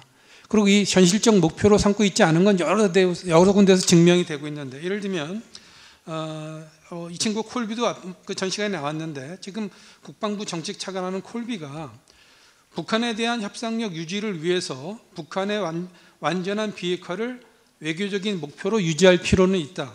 그렇지만 결국 군비 통제 수준에서 협의하는 게 현실적이다. 이렇게 얘기하고 있어요. 이 정책 차관은 사실은 국방부 정책을 거의 총괄하는 친구에 속하죠.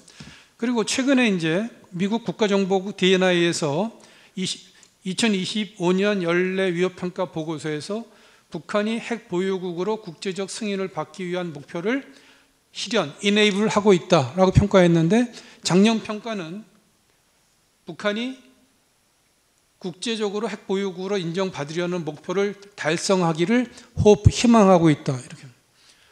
즉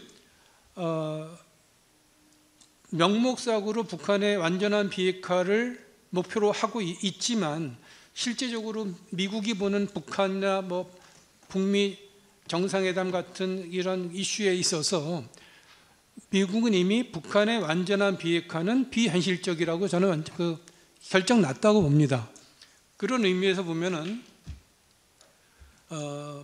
미국이 만나서 북한 핵 문제를 다루는데 세 가지 접근이 있죠. 빅딜. 이게 이제 완전한 비핵화를 요구하는 빅딜인데 이거는 미국이 불가능하다고 생각하고 있고 지금은 옵션도 아니라고 저는 생각합니다. 두 번째는 스몰 딜인데 스몰 딜 얘기가 많이 나오는데 이 스몰 딜이 무엇을 주고 무엇을 받는 뭐야? 이게 뭐 사람마다 달라요. 그래서 이 스몰 딜이 주고 있는 데피니션의 문제 때문에 상당히 이제 그 협상에 어려움이 있을 거라는 거고, 또 하나는 미국의 입장에서는 이 스몰딜을 바라는 게, 즉 미국의 위험을 제거한다는 거죠. 근데 미국의 위협을 제거하려면 ICBM이나 SLBM 또는 뭐 최근에 보여주고 있는 SSBM 같은 장거리 발사체를 폐기해야 돼요. 그리고 그러면 이런 장거리 발사체를 폐기하는 걸 얻는다면 북한이 뭐 줄래? 뭐 줄 수 있는 게 한미연합훈련 중단이나 축소, 전략자산 전개 중단, 그리고 대북 제재에 대한 완화나 해제, 뭐 이렇게 됩니다. 문제는 이렇게 되면 이런 타격을 받을까봐 저는 수년 동안 걱정을 많이 했는데, 사실은 이것도 이렇게 말하는 이 스몰딜도 타결 가능성이 전 없다고 봅니다. 왜냐하면 북한은 이러한 스몰딜을 원하지 않아요. 즉 북한이 ICBM이나 SLBM 같은 장거리 발사체를 다 포기한다? 그럼 북한은 미국에 대해서 세컨드 스트라이크 캐퍼빌리티가 없어지는 거예요. 자, 거기까지 하시고 좀 이따 그래서 다음에 추가적으로 말씀하시면 좋겠습니다. 그러죠. 네. 아까 그 제재석 교수님이 한반도 문제는 이미 국제화가 많이 돼 있다 이제 이렇게 말씀하셨는데, 어쨌든 미국의 움직임이 가장 중요할 것 같아요. 그래서 트럼프가 앞으로 한반도에 대해서 또는 뭐 중국에 대해서 어떻게 할 것이고, 그런 그 미국의 세계 전략 차원에서 한반도 문제는 어떻게 우리가 풀어 나가야 될 것인지 말씀해 주시면 고맙겠습니다. 아유, 너무 어려운 질문 같아가지고 그냥 제가 그냥 준비된 대로 답변하겠습니다. 정말 요즘 보면은 우리도 한 번도 경험해 보지 않은 정부였어요, 그죠? 북한도 우리가 한 번도 경험해 보지 않은 북한이고, 지금 미국도 한 번도 경험해 보지 않은 그런 미국인 것 같아요. 그리고 지금 또 어떻게 보면 탈냉전에서 신냉전이라고 불리는 그런 어떤 새로운 어떤 국제 체제로 또 넘어가는 시기도 같고요.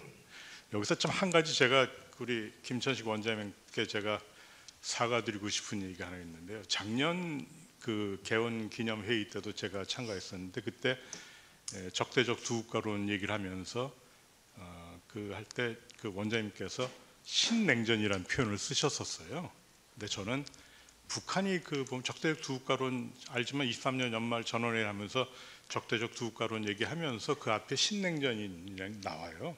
그래서 신냉전과 말하자면 핵을 가지고 있어서 적대적 두국가론을 간 걸 논리를 그렇게 설명하고 있어서 제가 원장님께 북한이 쓰는 용어다, 신냉전을 쓰지 말고 우리 그냥 미중 전략 경쟁으로 가자 그랬는데, 지금 제가 단견이었고 원장님이 맞으셨습니다. 저는 지금 그 교수님 의견에 따라 가지고 전략적 체제 경쟁이라고 얘기하고 있는데 죄송하게 됐습니다. 저는 그래서 저는 이 한반도 주변 정세와 남북 관계도 지금 보면 최악의 상황인 그런 상태 아닙니까? 그래서 저는 제일 먼저 아까도 제가 첫 번째 발언 때도 말씀드렸지만, 이제는 패러다임 또는 발상의 전환이 필요할 때다. 남북 문제뿐 아니라 우리가 중국 문제, 미국 문제를 보는 모든 시각에서도 발상의 전환이 좀 필요할 때가 있다는 것.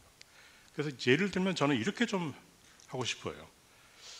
저는 우리가 그동안 북미 접근에 대해서 우리가 상당 부분 우려했던 것이 있어요. 저는 이런 거는 이제 어차피 보면 미국이 어떻게 갈지도, 트럼프가 어떻게 갈지도 모르는데, 만약에 우리를 제외하고 북미 간의 접근이 이루어진 가능성이 저는 여러 가지 다양한 시나리오 중에 충분히 가능한 시나리오라고 생각하거든요. 저는 그렇다면은 거기에 대해서 우리가 좀 대범할 필요가 있다. 우리가 막는다고 지금 막아줄 수 있는 상황도 아닌 거 아닌가. 그래서 그렇게 하면서 이걸 오히려 남북 관계를 개선하고 남북 관계 이걸 잘 활용할 수 있는 방안을 우리가 찾아보면 어떤가. 물론 거기 전제는 한미 공조 또는 한미 동맹을 잘 유지해야 되는 거죠. 그리고 어떻게 보면은 이것도 뭐 좀 뭐 적대적 두 국가론에서 나오는 얘기긴 하지만은 이거는 뭐 보면은 그 핵 문제도 말씀드려서 아마 다 오늘 뭐 이 얘기가 아마 핵심적인 얘기일 것 같은데 우리는 이제 당연히 이제 비핵화를 얘기하고 있지만은 미국이 핵 동결을 중간 과정으로 들고 나올 수 있을 거죠. 가능하죠. 그랬을 때 우리는 어떻게 할 것인가? 예를 들면 우리가 북한이 북미 간의 핵 동결 얘기를 꺼냈을 때 만약에 우리가 그거를 어떤 식으로 이거를 받아야 될 것이며 그리고 또 심지어 예를 들면은 뭐 비핵화라든가 이것과 핵 동결하고 바꿀 수는 없지만은 비핵화의 대가로 주한미군 철수라든가 이런 얘기가 나오면은 우리는 어떻게 할 것인가에 대한 그런 대비도 우리 나름의 정부뿐 아니라 우리 국민들 간에도 나름의 컨센서스를 좀 가져야 되지 않나 하는 그런 생각입니다. 저도 좀 얘기를 하면서 좀 제가 좀 뭐 뒤죽박죽 뭐 이렇게 그렇긴 한데 저는 앞으로 한 번도 경험해 보지 않은 미국과 이런 한반도 주변 환경에서 저는 한반도 주변에 저는 기회 요인보다는 저는 위기 요인이 더 많을 거라고 생각합니다. 저는 그래서 저는 우리가 더욱더 우리가 가지고 있는 기존의 패러다임이 아닌 새로운 패러다임을 가지고 이 문제를 바라봐야 되고 보다 실용적으로 우리가 이 문제에 전체적으로 접근해야 된다는 그런 말씀을 좀 드리고 싶습니다. 네, 감사합니다. 뭐 워낙 정세가 많이 바뀌어가지고 발상의 전환을 하지 않으면 안 될 그런 상황이기도 합니다. 뭐 어쨌든 지금 그 얘기를 좁혀 나가야 될 것 같은데 트럼프의 대북 정책, 핵 문제, 남북 관계 이런 거에 대해서 좀 말씀을 해주시면 되겠습니다. 전성훈 박사님.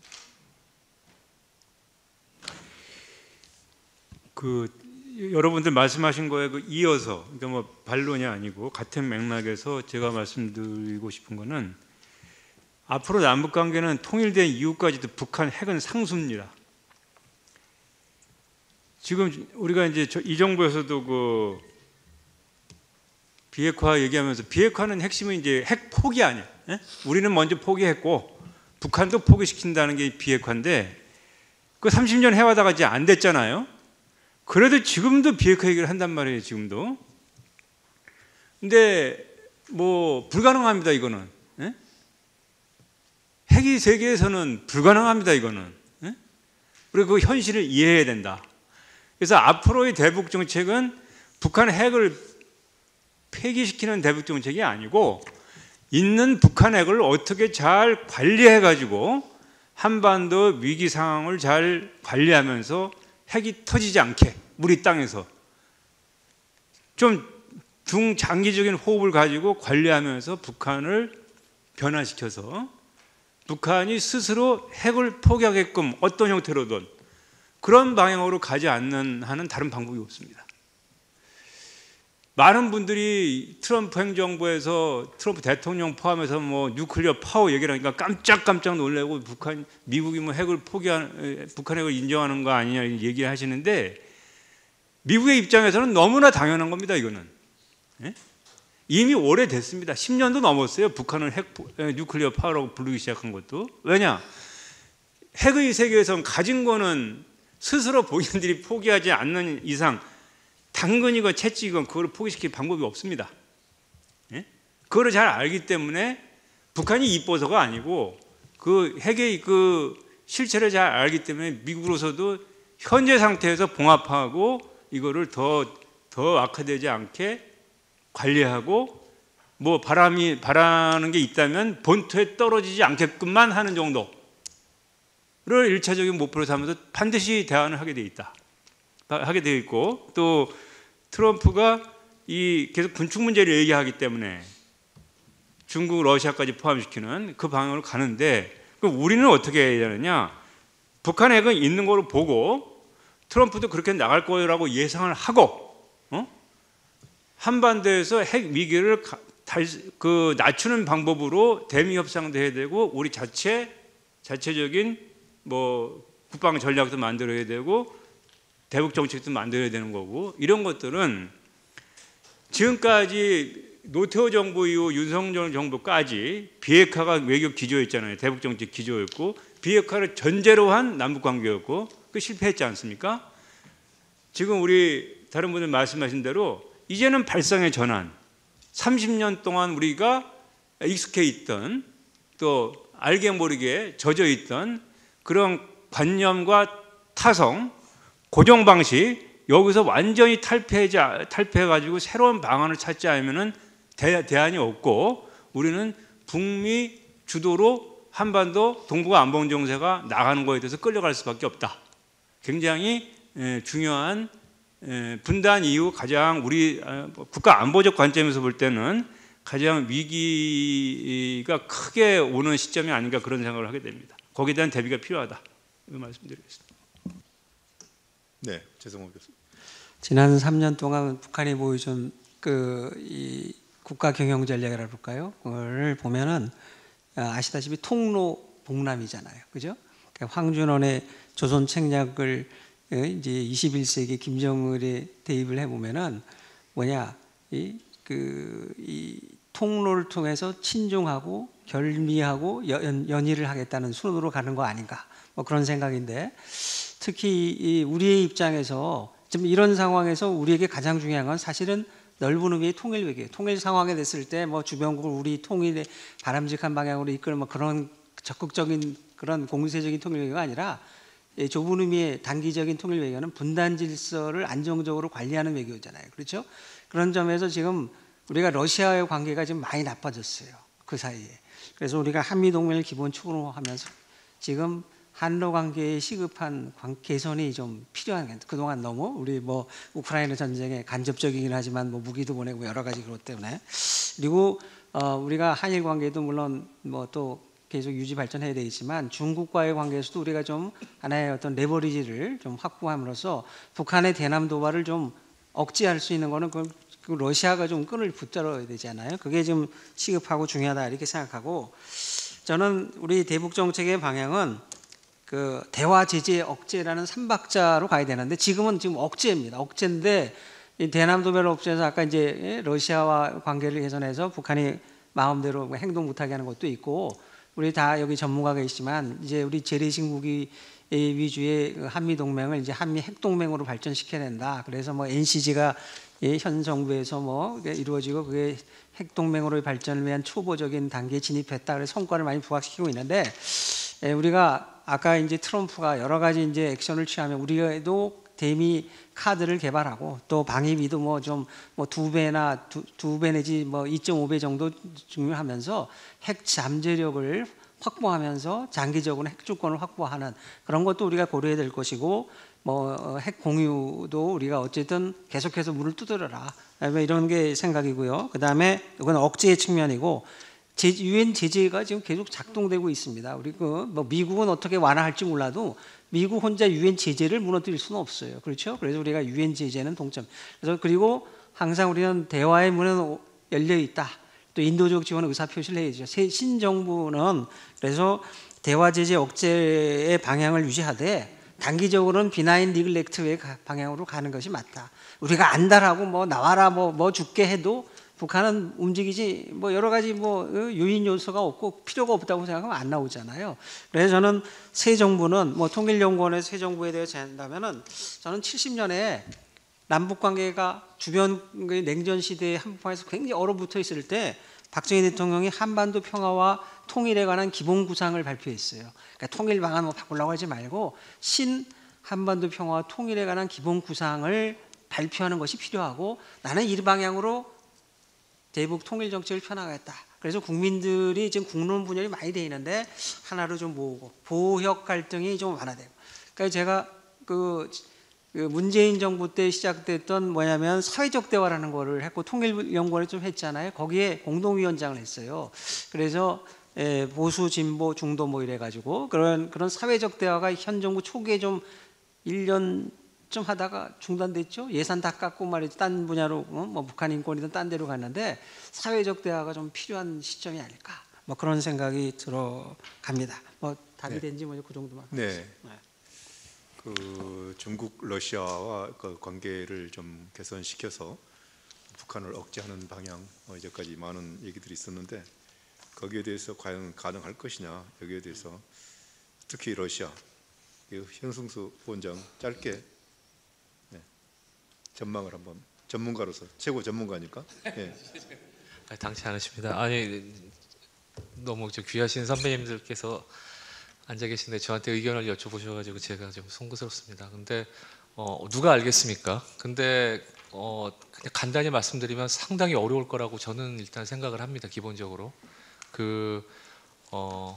저희가 북한만 들여다보고 북한의 입장에서 그러니까 우리는 한반도의 입장에서 러시아를 보기 때문에 러시아가 미국과의 협상을 중시하고 북한을 좀 전술적으로 활용했지만 결국에는 원하는 것은 남한과의 경제 협력이고 또 예를 들면 우리 전문가들이 요새 그런 얘기 많이 합니다. 뭐 종전이 거의 임박해지는 것 같은데 빨리 러시아와 경제 협력을 복원해서 우리가 러시아가 우크라이나에서 빼앗은 땅에 뭐 우리가 가서 전후복구에 동참하는 뭐 이런 저걸 활용을 해야 된다 뭐 이런 얘기를 많이 하는데 저는 전혀 러시아 지금 변화한 러시아 그러니까 제가 보기엔 그 변화는 사실은 푸틴이라고 하는 사람이 집권한 이후의 변화지만 그것이 시작된 것은 2014년 크림반도 병합 이후고 그 다음에 본격적으로 그게 발동된 건 2022년 2월에 우크라이나 전쟁입니다.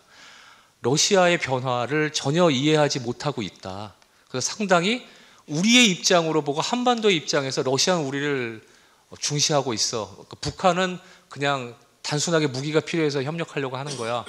우리가 이제 전쟁이 끝나고 나면 러시아 우리와 협력이 하지 못해서 안달을 낼 거야. 이게 상당히 많은 전문가들의 견해신데 맞을 수도 있겠습니다만 저는 거의 확신 있게 이야기하는데 변한 러시아를 고려했을 때는 꿈은 깨는 게 낫다라는 생각이 듭니다. 그러한 일은 있을 수 없다. 한마디로 왜냐? 어떤 근거는 여러 가지 들 수 있습니다만 그런 것들 여기서 다 말씀드리기는 어렵고 한 가지만 얘기하자면 러시아는 경제보다는 안보가 중요한 나라이고 또 그러한 관점에서 러시아가 들여다봤을 때는 북한이 상당히 중요한 지정학적 가치를 가지고 있고 그다음에 러시아가 꿈꾸는 지금 트럼프가 뭔가 푸틴한테 조금 관심을 갖고 있고 러시아가 원하는 방향대로 지금 판이 깔리고 있는 상황에서 푸틴이 관심이 있는 것은 이 판을 활용해 가지고 어떻게 해서든지 러시아가 조금이라도 이익을 챙기는 그러나 러시아는 여전히 어떻게 생각하냐면 트럼프도 날아갈 사람 미국은 변하지 않고 서방이라고 하는 문명의 어떤 다극화가 문명 다극화라는 흐름 속에서 서방이 붕괴되고 있는 과정에 있지만 그것을 트럼프가 앞당길 수는 있어도 트럼프도 역시 서방의 일원이기 때문에 결국에는 러시아는 시간을 들여서 계속 꾸준히 세력을 늘려가면서 그 시기를 기다린다는 거거든요. 그래서 한마디로 말씀드리면 푸틴이라고 하는 사람이 사라지지 않는 이상은 북한에 대한 러시아의 관심은 사라지지 않을 거고 이것은 한국한테 상당히 전략적 선택에 어려움을 줄 것이다라는 생각이 듭니다. 네, 앞에 세션에서도 이게 전망 또 이게 상당히 좀 비관적이고 암울하다는 생각이 들었는데 지금 이 세션에서도 그런 얘기들이 나온 것 같습니다. 아까 전성훈 박사 말씀하셨던 것처럼 이제 비핵화가 불 건너갔다 완전히 불가능하게 됐고 그런 상황에서 우리는 끌려다니게 생겼다. 사실은 그런 측면이 좀 있는 것 같고 그렇지만은 우리나라의 어떤 지도자도 그렇게 노골적으로 얘기를 할 것 같지는 않습니다. 다만 그런 아주 어려운 상황을 우리가 지금 인지하고 있기 때문에 대비는 할 수 있을 것이라는 생각을 합니다. 왜냐하면 진짜 위기는 위기인지 모르고 가만히 있을 때 진짜 위기가 닥치는 것인데 위기가 지금 왔다는 그런 인식을 우리가 하게 되고 특히 정부를 맡은 사람들이 잘 알게 되면은 그 위기는 극복해 나갈 수 있다고 저는 생각을 하고 있습니다. 예, 홍영표 교수님. 예, 제가 발언 신청을 했는데요. 중요한 얘기가 있어서기보다는 6시에 수업 때문에 빨리 나가야 돼서 미리 발언을 하기 위해서 말씀드렸고요. 다만 한 가지 이제 비관적 얘기가 많으셔서 제가 지난번에도 어느 이제 국제회의에서 한미 동맹 전망하는데 다 비관적으로 트럼프 시대 다 전망적으로 해서 제가 좀 그래도 덜 비관적인 얘기를 하겠습니다. 그래서 한미동맹이 언제 쉬운 때 있었나요? 그래서 60년대부터 한번 쭉 짚으면서 한미동맹이 뭐 주한미군 철수한다 해서 난리치고 뭐 그랬다가도 좋아지고 또 관리되고 그랬다는 얘기를 했는데 지금 국제 질서와 남북 관계도 좀 길게 본다면 우리가 조금 너무 비관적으로만 볼 필요는 없지 않나 이런 생각을 합니다. 아까 신냉전 얘기 나왔는데 저도 얼마 전에 해서 신냉전 국제 질서에 대해서 강의를 해달라고 해서 제가 처음 든 생각은 신냉전? 지금이 신냉전인가? 그래서 갑자기 옛날에도 신냉전이 있었는데? 찾아봤으니까 있었어요. 그러니까 대땅 때 왜 1980년 레이건이 나왔을 때 신냉전이었어요. 근데 그거 찾으려고 구글링 하다 보니까 레이건이 마가를 얘기했더라고요. Let's make America great again. 마가 그대로 있었어요. 그대로 있었고 그래서 제가 한번 그래서 냉전, 대땅트, 신냉전, 탈냉전, 또 신냉전, 뭐 콜드피스 뭐 이걸 찾다가 어쩌면 그냥 이런 갈등과 이게 있는 게 국제정치의 그냥 일반적인 일인가 보다. 지금이 물론 트럼프는 너무 특별하긴 합니다만 너무 특수성만 보기보다는 이게 국제정치고 또 이게 어느 순간 또 잦아들 수도 있을 것 같고요. 그래서 우리가 잘 대비는 해야 되겠지만 어쩌면 국제정치는 늘 그런 것이고 그 속에서 우리가 어떻게 국익을 찾고 그러면서 남북관계를 끌어가냐의 문제고 남북관계에도 비슷한 측면에서 봤을 때 물론 이제 북한의 핵 문제라는 것들이 들어있는데 제가 2년 전에 어디 학술지에 논문을 쓰는데 거기에 제가 실제로 좀 제 경험을 살려서 그런 얘기를 써봤었어요. 2016년에 개성공단을 이제 중단시키고 그리고 남북관계가 완전히 끊어졌어요. 그때 이제 일부 뭐 한겨레 신문에서 남북관계 제로 시대가 왔다. 그때 이제 박근혜 정부 뭐 저에 대해서 굉장히 비판적인 그 기사를 실었어요. 그래서 제가 그걸 인용했고. 자, 근데 그럼 왜 2019년을 지나서 2020년이라는 시점에 다시 남북관계 제로가 왔을까? 그 후에 더 오래되고 더 긴 제로 시대는 왜 도대체 있는 걸까? 문재인 대통령은 그렇게 대화를 원하고 그렇게 열심히 했는데 왜 또 제로 시대가 왔을까? 그렇다면 우리는 도대체 뭘 한 거고 아무것도 할 수 없는 건가 앞으로? 우린 뭘 하면은 북한을 바꿀 수 있을 것인가? 라는 일단 자문자답을 해봤는데요. 그 질문을 한 이유는 어쨌든 연속성이 있다라는 것이고 그래서 이건 어느 한 정부만의 문제는 아니고 그렇다고 우리가 북한 탓만 해서는 또 아무것도 해결할 수가 없는 것이고요. 아까 뭐 통일부 비판도 나오고 정책 얘기하면서 뭐 망상 얘기도 나오고 정진희 부장님 착각이라는 얘기했는데 저 같이 일했는데 착각했다 그러니까 좀 당황스러웠는데요. 아니 한 번도 우리가 잘하면 북한을 끌고 갈 수 있다고 생각해 본 적 없습니다. 뭐 그렇게 얘기한 적 없어요. 저놈도 진짜 나쁜 힘든데 어떻게 하면 그래도 조금이라도 끌고 와볼까를 고민한 거지 우리가 잘하면 따라올 거야 그렇게 생각하고 정책 만든 적은 저는 없다고 보고요. 어느 정부 제가 예를 들어서 문재인 정부에서 비판적이지만 문재인 정부도 그렇게 막 그냥 망상 속에서만 하지는 않았다고 보고요. 나름대로 그 상황 속에서 북한을 어떻게 해서라도 조금씩 변화시켜 볼까 고민을 해왔다라고 보고 다만 방법론의 차이점이 있었고 하지만 그 안에 연속성이 있었다라고 보고요. 그래서 그런 긴 흐름 속에서 변화와 연속성을 보면서 좀 어떤 방법을 썼을지에 대해서 같이 논의를 하면 좋을 것 같습니다. 그래서 발상의 전환 얘기하셨는데 발상의 전환이 필요하지만 또 한 분은 어떤 발상의 전환이 가능할까? 많은 분들이 사실 발상의 전환 얘기하지만 딱히 사실 없어요. 뒤져보면 이때까지 거의 다 나왔어요. 발상의 전환이라고 얘기한 것들도 어딘가 어디선가 누군가 다 얘기했고 어느 정부나 다 검토는 했었던 것들이기 때문에 그래서 물론 자꾸 새로운 발상을 하기 위해서 노력하고 뭔가 다시 엮어보기도 하고 이때까지 나온 전략도 다시 한번 들여다보고 해야 되는데 그런 것들에 대해서 서로 좀 대화하면서 검토하면서 얘기해 나갈 필요가 있을 것 같고요. 핵 문제와 관련해서 한 가지 말씀드리면은 전성원 박사님 말씀하셨듯이 현실적으로 비핵화는 어렵죠.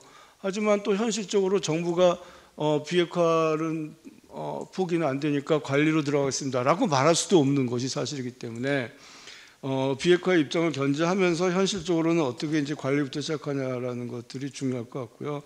그래서 이제 아까 최 교수님 동결 얘기도 했고 아까 뭐 스몰딜 이런 얘기도 나왔는데 저는 그래서 그러니까 목표는 어쨌든 우리가 비핵화라는 것을 잡고 하는데 이게 동결이 뭐 된다 안 된다 뭐 스몰 딜이다 빅 딜이다 이것도 이렇게 나눠가는 건 아닌 것 같습니다. 아니 동결 안 하고 어떻게 시작해요? 동결은 당연히 필요하다고 봅니다. 그 스몰 딜이 합쳐서 빅 딜이 되는 거지 이게 뭐 핵 문제가 꼰청 한자로 없어지는 것도 아니고 빅 딜로 해서 그냥 한꺼번에 없앨 수는 없는 거기 때문에 동결부터 시작해서 스몰 딜을 만들어 가되 빅 딜에 대한 그림과 목표는 가지고 있을 필요가 있고 그 과정에서 북미 대화 중심으로 갈 때 우리는 어떤 위치를 차지할 건가? 우리는 남북 대화를 어떻게 끌고 가고 비핵화에 대해서 우리의 안보에 대한 우려를 부식하면서 어떻게 우리의 의사를 반영시킬 수 있을 것인가라는 것들을 또 북미 관계를 한미 관계를 통해서 자 그게 좀 가능한 범위 내에서 협조를 시켜 나갈 필요가 있다고 봅니다. 예, 이상입니다. 네, 아까 뭐 제대석 교수님도 말씀하셨고 지금 홍영표 교수님도 말씀하셨는데 대북 정책이라는 게 사실은 상당히 연속성이 있는데 다음 정부 들어서면은 전 정부를 무조건 비판하고 캐고 이런 측면이 있어가지고 그것이 그 연속성이 없는 것처럼 정부 간의 연속성이 없는 것처럼 보이기도 하고 또 그것은 더 중요하게는 국민 갈등을 일으키는 그런 요소가 된 것 같습니다. 그래서 우리가 정책 제안할 때는 전 정부의 정책을 비판하지 말고 캐지 말자라고 하는 그런 거 하나 제안했으면 어떨까라는 생각이 들었습니다. 예, 지금 또 김병록 교수님. 예, 저는 앞으로 어떻게 해야 될 것인가에 관해서는 앞에서 여러 다양한 의견들을 저는 조합해서 그걸 신통일 구상에 이렇게 다 포괄해서 비전을 그렇게 개인적으로 가지고 있고요. 그럼 이제 이걸 어떻게 풀어나갈 것인가 하는 것은 뭐 지금 한반도 문제에서 뭐 전략적 인내도 우리 들어봤고 또 유럽식의 유럽에서는 크리티컬 인게이지먼트라고 하는데 비판적 관여 정책, 그는 이제 핵 문제에 관련된 것들을 안정을 유지하면서 약간 거기서 더 나아가서 인권이나 북한의 변화들을 추동하는 이런 것들을 이제 같이 해보자는 게 크리티컬 인게이지먼트인데 저는 이제 지금은 아까 발상의 전환 얘기도 나오고 그래서 제 나름은 그냥 몇 년 전부터 크리티컬 인게이지먼트 그냥 그 크리에이티브 인게이지먼트 창조적 관여 정책이 필요하다. 그러니까 이제 뭐 발상의 전환이 전면적으로 필요하다는 것을 강조하기 위해서 창조적 관여 정책이라고 하는데 창조적 관여 정책의 여러 가지가 그러니까 그보다 아까 말한 크리티컬 인게이지먼트보다 조금 더 나아가는 그런 전향적인 정책이라고 이렇게 뭉뚱그려서 말할 수 있지만 좀 핵심적인 것은 저는 북한 국제화 그리고 두 번째로는 복합 평화 기획이라고 그렇게 생각합니다. 그래서 저는 대북 정책의 큰 방향을 그래서 이제 좀 높은 단계에서는 이제 북한의 국제사회 편입일 테고 북한의 국제화라는 건 낮은 단계부터 이제 단계적으로 북한을 어떻게 국제사회 네트워킹 할 것인가 그게 이제 전체적인 북한을 변화시키는 방향의 목표와 방향이라고 생각합니다. 북한이 너무나 폐쇄적인 국가이기 때문에 저 상태로는 어떠한 뭐 대화라든가 뭐 핵폭이라든가 이런 것들이 먹히지 않는다고 봐서 조금 더 어쨌든 우리가 원하는 것은 국제사회와 소통하고 교류하면서 국제사회로부터 뭔가 배우기도 하고 또 관여도 되고 하면서 약간 억제도 되는 그런 형태의 북한의 미래상을 꿈꾸면서 우리가 그 방향으로 북한을 추동해 나가야 될 것이다 이렇게 생각합니다. 그래서 그런 부분에서 만약에 단계적으로 어찌 보면 이제 하이 엘리트들의 뭐라 그러나 그거를 그 knowledge sharing 프로젝트를 통해서 북한의 인적 자원들을 해외에 유학을 시키고 초청해서 경험하게 하는 그리고 유엔을 통해서 지금 인적 양성을 지금 하고 있는데요. 통계 관련해서 그런 거는 그런 부분들부터 해서 조금씩 이렇게 그 중산층까지 확대하면서 북한의 국제적인 변화를 좀 도모하도록 하는 것. 그 다음에 두 번째로 이제 복합 평화 전략이라는 것은 뭐 다들 아시겠지만 안보, 그다음에 외교, 경제를 이렇게 융합해서 할 수 있는 전략적인 판단, 그러니까 그런 지도력이 필요하다. 너무 한쪽에만 전문가가 있어서 거기에 올인하고 하지 말고 이 세 개의 그 카드들을 어떻게 잘 조합해서 활용할 수 있을 것인가. 그래서 뭐 안보 관련해서는 나름대로 이제 핵에 대응하는 방법, 또 대만이 좀 문제 생겼을 때 컨틴전시 플랜을 어떻게 할지 이런 부분에서 많이 연구를 하지 않습니까? 그런 부분과 그 다음에 거기에 이제 함몰되지 않고 또 외교적으로는 지금 트럼프 이후에 지금 중국과 러시아와 일본과 이 영내에서 사실 한국이 미국에만 올인하지 않고 트럼프가 충격적 요법으로 미군 철수 얘기도 하고 이런 상황이니까 그 이후를 대비해서 좀 러시아와 아까도 여러분 말씀해 주셨지만 러시아와의 관계를 어떻게 개선하며 중국과 일본과 이 나라들 영내 나라들을 유기적으로 이렇게 연결을 외교적으로 관계를 개선하면서 어떻게 이 안에서 생존할 것인지에 대한 이런 전략도 필요하겠고요. 경제 부분에서 이제 핵 문제나 또 외교 관계가 잘 닫혀 있는 상황에서도 경제 카드를 통해서 또 선제적으로 할 수 있는 것들은 좀 해본다는 것이죠. 그래서 트럼프가 이제 뭐 원산 개발 같은 걸 제안을 할 때에 이것들을 좀 그냥 모든 상황은 다 어렵죠. 쉬울 때 하는 건 정책도 아니라고 보고 그 어려운 상황 속에서 우리가 조금 더 선제적으로 북한이 김정은 정권 출범 이후부터 관광에 대해서 엄청나게 올인해 왔거든요. 이제 그런 것들을 잘 활용해서 어떻게 이 문제들을 경제와 또 관계 개선, 외교적인 관계 개선과 또 안보 문제 같은 것들을 잘 이렇게 순차적으로 풀어 나갈 수 있을지에 대한 개념을 가지고 좀 경제부터 시작해도 좋고 관계 정상화부터 시작해도 좋고 안보 문제로부터 시작해도 좋겠지만 이 세 개를 자꾸 이렇게 연결시킬 수 있는 그런 북한 평화 전략 같은 것들을 가지고 이 문제를 풀어야만 지금의 난국을 해결할 수 있다. 그래서 이게 바로 이제 발상의 전환일 테고 좀 크리에이티브 인게이지먼트가 필요한 시점이 아닌가 생각합니다. 네, 좋은 말씀 감사합니다. 박형준 박사님. 예, 저는 발상의 전환을 한다면은 제안하는 거가 대북 정책에서 핵심적인 거는 한국의 국제적인 경쟁력의 유지입니다. 한국이 국제사회에 볼 때 가치 있는 국가가 되고 발언권이 있는 국가가 됐을 때 그러면은 우리가 원하는 게 통합니다. 근데 이게 깨지면은 되는 거 아무것도 없습니다. 오히려 북한한테 통일당할 수도 있는 겁니다. 그러니까 한국이 그 경제적, 기술적, 문화적 경쟁력을 계속적으로 더 상승시켜야 되고 그 다음에 정치적인 품격을 유지해야 됩니다. 근데 지금 위기라고 하는 거가 매우 심각하다고 생각되는데 경제적 경쟁력, 경제 기술적 경쟁력 이거 정말로 백척간두에서 있고 그 다음에 정치적 품격 저는 앞으로 한 10년, 20년 동안 정치적 품격을 갖추기가 매우 힘들다고 생각이 됩니다. 그 다음에 보면은 북한이 망하는데 3, 40년 걸립니다. 그러니까 북한이 1950년대부터 90년대 초반까지 망하는데 3, 40년 걸리거든요. 계속적으로 잘못된 정책을 하거든요.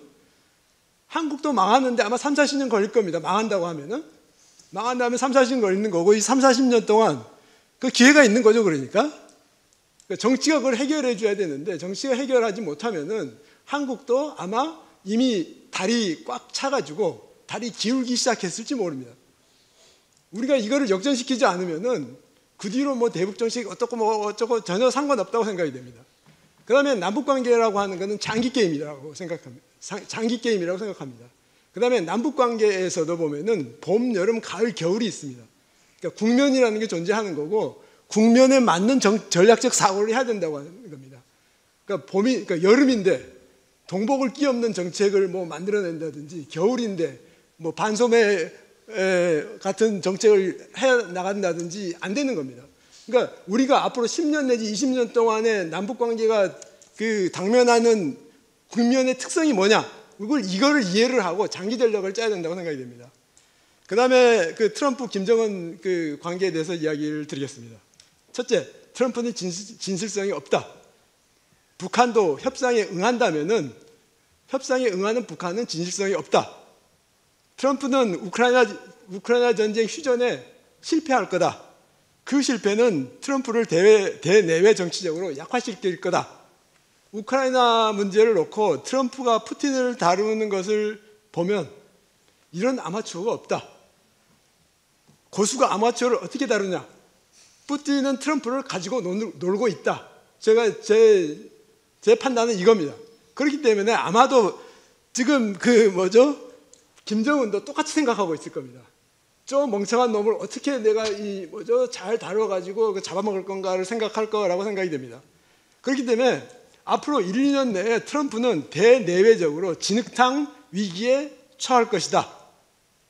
그 다음에 트럼프와 김정은이 만날 수도 있다고 생각이 됩니다.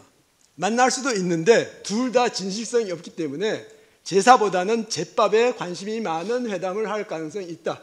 트럼프는 이거 가지고 지금 트럼프가 쇼를 여러 가지를 하고 있는데 트럼프의 입장에서는 이거는 국내 정치적인 입장에서 이 회담이 필요한 거일 수도 있는 거고, 김정은은 김정은대로 어차피 이거는 해결 안 될 문제인데 트럼프하고 만나면은 얼마나 가오가 위신이 증가합니까? 얼마나 대내외적으로 이 지위가 증가하는 겁니까? 스테이터스가 증가하는 겁니까? 이게 하노이 회담이 실패했다? 꼭 저는 그렇게 안 봅니다. 하노이 회담 함으로써 중국의 대북 정책이 완전히 바뀌는 거고, 이 러시아의 대북 정책도 바뀌는 거고, 중국과 러시아가 김정은을 과거보다는 한 급수 위로 대접하기 시작한 거죠. 그 다음에 우리가 설령 회담이 성사돼도 결실이 없을 거다고 여러분들이 이야기하실 거고, 그 다음에 우리가 이제 좀 긴장해야 될 게 뭐냐 하면은, 트럼프의 입장에서는 지금 관심 전환 전쟁을 일으킬 수 있다는 겁니다. 트럼프 같이 좀 이상한 지도자가 국내 정치적으로 무지 큰 어려움에 직면했을 때 해외에서 위기를 만들어 가지고 국내 정치적인 위기를 탈출한다. 이게 관심 전환 전쟁이거든요. 관심 전환 전쟁을 할 수 있는 거고, 재료도 무지무지 좋은 재료들이 많죠. 우크라이나 전쟁, 가자 문제, 그 다음에 대만 문제, 그 다음에 한반도 문제도 있습니다. 우리의 정책 목표 중에 하나라고 하는 거는, 트럼프가 관심 전환 전쟁을 할 때 이거 한반도 말고 딴 데서 하라는 겁니다. 이상입니다. 한반도에서 전쟁 안 일어나는 것은 우리가 제일 중요하죠. 우리가 철저하게 대비하고 있으면 어떻게 전쟁을 하겠습니까? 예, 좋은 말씀이고. 예, 최대석 교수님. 예, 시간이 다 돼가는 것 같아가지고. 예, 1번만 말씀하시죠. 예, 아까 원장님께서 앞으로 2달 뒤에 들어서 새 정부한테 뭔가 정책 제언 같은 거를 하실 때, 그래서 어떤 얘기를 마지막에 하면 좋을까 생각하다 제가 한 2가지 정도를 생각해봤습니다. 하나는 이 새로운 어떤 지금 신냉전 체제, 어쨌든 간에 이 아래에서 한미 동맹을 굳건하게 해나가면서 한중 관계를 어떻게 만들어가야 될 것인가. 아마 그게 제일 우리 외교적인 숙제인 것 같아요. 러시아도 중요하고 다 중요하지만, 저는 당연히 한미 동맹은 이거는 우리가 상수고, 한중 관계를 어떻게 개선해 나갈 것인가. 근데 여기에 대해서 좀 패러다임 전환을 제가 또 얘기하고 싶어요. 그동안의 한중 관계는 지난 30년간 우리 경제 관계 중심으로 만들어진 한중 관계거든요. 제가 한중 지도자 포럼이라는 것을 제가 만들어진 지 한 20년이 된 그런 그 단체고, 중국의 외교학회하고 교류를 1년에 한 번씩 꾸준히 하고 있는데, 제가 한 10여 년 전부터 제가 꾸준히 참여하고 있습니다. 재밌는 거는 2, 3년 전부터 문화 세션을 집어넣자 그래요. 그동안은 정치, 경제 세션밖에 없었거든요. 그런데 이제 경제는 얘기 안 하려고 그래요. 왜냐하면 우리한테 별로 배울 게 없다는 거. 우리가 가지고 있는 경쟁력이 없고, 정치는 북한 문제라든가 동아시아 문제를 얘기해야 되기 때문에 하는데, 이 사람들이 얘기하고 싶은 건 이제 문화적인 얘기예요. 그래서 앞으로 우리가 중국 문제를 보는 시각을 경제 중심으로 봐서는 안 되겠다 하는 거를 제가 좀 말씀을 드립니다. 어떻게 될지 모르겠습니다. 또 하나는 대북 정책 통일 문제에 관해서도 한마디를 이제 하셔야 되는데, 지금 우리가 오늘 대충 나온 얘기가 보면 이제 북한하고 이제 통일 문제라든가 이런 거를 당국 차원에서 지금 접근하기도 어렵고, 그리고 이건 장기적인 과제고, 그리고 이제 우리 김병로 박사님 계신 서울대 통일평화연구원 2007년부터 나오는 통일의식 조사만 보더라도 이제 국민들의 통일의식은 점점 악화되고 있어요. 지금 최악의 상황이죠. 2007년 이래로. 그래서 저는 이제는 한 가지 우리가 합의할 수 있는 거는 저는 북한 당국하고 북한 주민을 정책적으로 분리하는 정책, 그거는 저는 진보 보수가 다 동의할 수 있을 것 같아요. 안 그러면 아무것도 못 하는데. 그래서 저는 그 정도는 저는 우리가 오늘 다 같이 합의할 수 있지 않나 하는 생각이 듭니다. 네, 시간이 뭐 다 됐지만은 혹시 추가적으로 말씀하실 분 계시면은 잠시 시간을 드리겠습니다. 네, 박경중 박사님 1분. 예, 제가 그 민주평통에서 여론조사를 담당하고 있습니다. 여론조사를 담당하고 있는데 거기서 굉장히 재밌는 걸 발견했습니다. 그러니까 통일의 필요성에 대해서 그 찬성도를 조사하거든요. 진보는 70%입니다. 보수는 60%입니다. 그 다음에 중도가 67% 정도 됩니다. 그 다음에 북한을 화해 협력 대상으로 생각하느냐, 경계 갈등 대상으로 생각하느냐라는 건데, 경계 갈등 대상으로 생각할수록 통일의 필요성에 대한 지지도가 낮습니다. 이게 대표적인 게가 20대입니다. 20대 남자. 그러니까 독특하게 그러니까 북한을 갈등 대상으로 생각하고 통일의 필요성도 낮게 이야기하고 있습니다. 그 다음에 지역적으로는 별로 편차가 없는데 항상 광주 전라에서 통일에 대한 지지가 가장 높게 나타납니다. 이게 뭐냐고 하면은 예를 들면 진보는 통일 쓰레기통에 넣고 두 국가로 가자고 이야기하고 있고, 보수는 통일 지상주의를 이야기하고 있는데, 실제로 그 밑바닥의 여론의 지형이라고 하는 거는 이 진보 보수의 지도부하고 이 밑바닥의 여론이 상당히 괴리가 있다고 하는 겁니다. 예. 근데 여론조사가 하는 기간마다 너무 편차가 심해가지고 어느 걸 믿어야 될지 모르겠더라고요. 예. 이런 식의 조사, 그러니까 진보는 통일 찬성 70%, 보수는 60%, 이게 한 번이 아니라 그 민주평통 여론조사에서 한 2년 동안 계속적으로 그게 나타납니다. 항상 그렇게 나타납니다. 어쨌든 그 서울대 통일평화연구원 조사를 믿어야 될지, 통일연구원 조사를 믿어야 될지, 민주평통 조사를 믿어야 될지.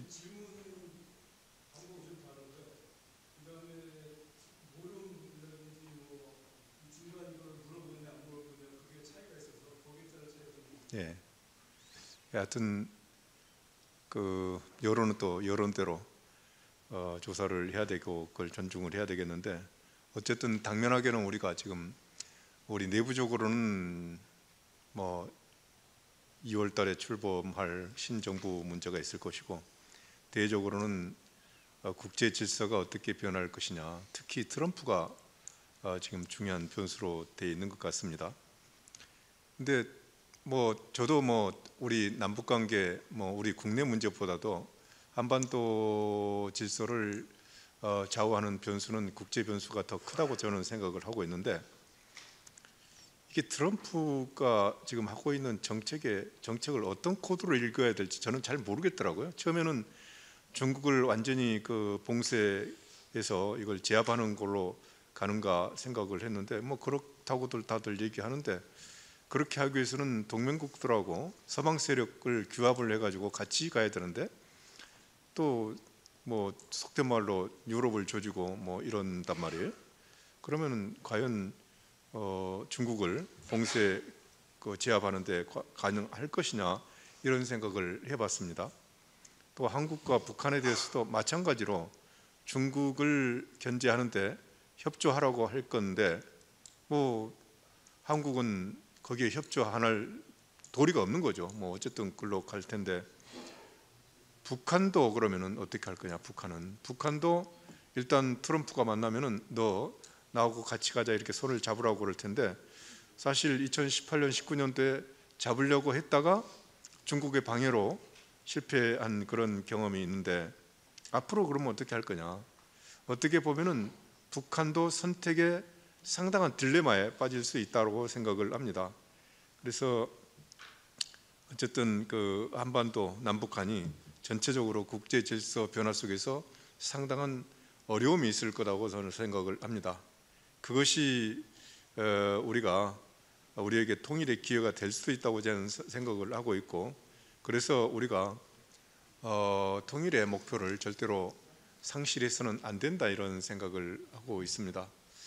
아침에 제가 우리 통일연구원 개원 기념식 기념사에서 이런 얘기를 한 거 있습니다. 제가 박지원이 쓴 열하일기를 보니까 참 재밌는 기록을 하고 있더라.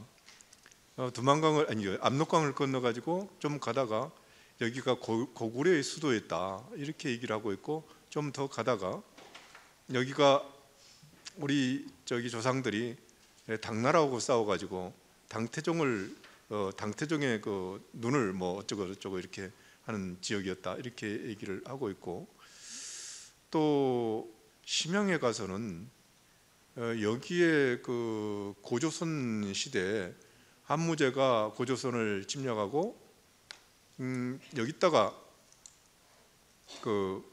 한사군, 낙랑군을 설치한 지역이다 이렇게 얘기를 했단 말이에요. 그러니까 우리는 알기로는 낙랑군이 평양에 있는 줄 알았는데 조선시대 우리 조상들은 낙랑군은 심양에 있었던 거예요. 그래서 제가 박지원의 열하일기를 쭉 보면서 만주를 우리의 역사에 있는 것으로 기억하고자 하는 그런 의식이 상당히 있었다라는 생각을 합니다. 그런데 지금 우리가 혹시라도 지금 북한은 그런 식으로 됐지만은 우리 내부에서라도 이민족 이국가를 얘기하는 것은 우리의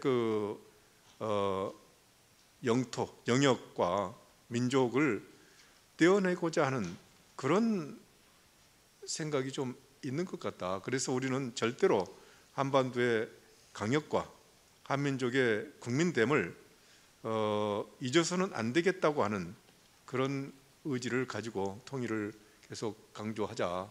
우리 통일연구원의 사명은 그거라 이제 이렇게 좀 얘기를 했는데, 어쨌든 우리 통일연구원은 헌법에 기초한 그런 기관이니까 아까 재성호 교수님 지적했다시피 헌법을 바꾸지 않는 한 우리가 통일을 얘기하지 않으면은 그것은 국가 정책에 반대되는 거다 이렇게 생각을 하면서 통일연구원은 그 방향으로 좀 노력을 하겠습니다.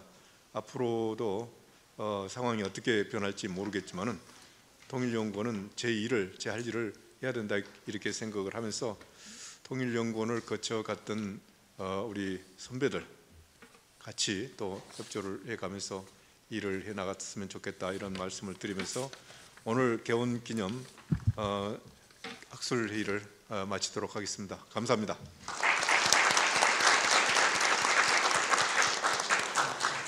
이상으로 모든 학술회를 마치도록 하겠습니다. 긴 시간 동안 자리해 주신 모든 분들께 감사드립니다. 다시 한번 감사합니다. 하루 종일 수고 많으셨습니다. 아 예. 예.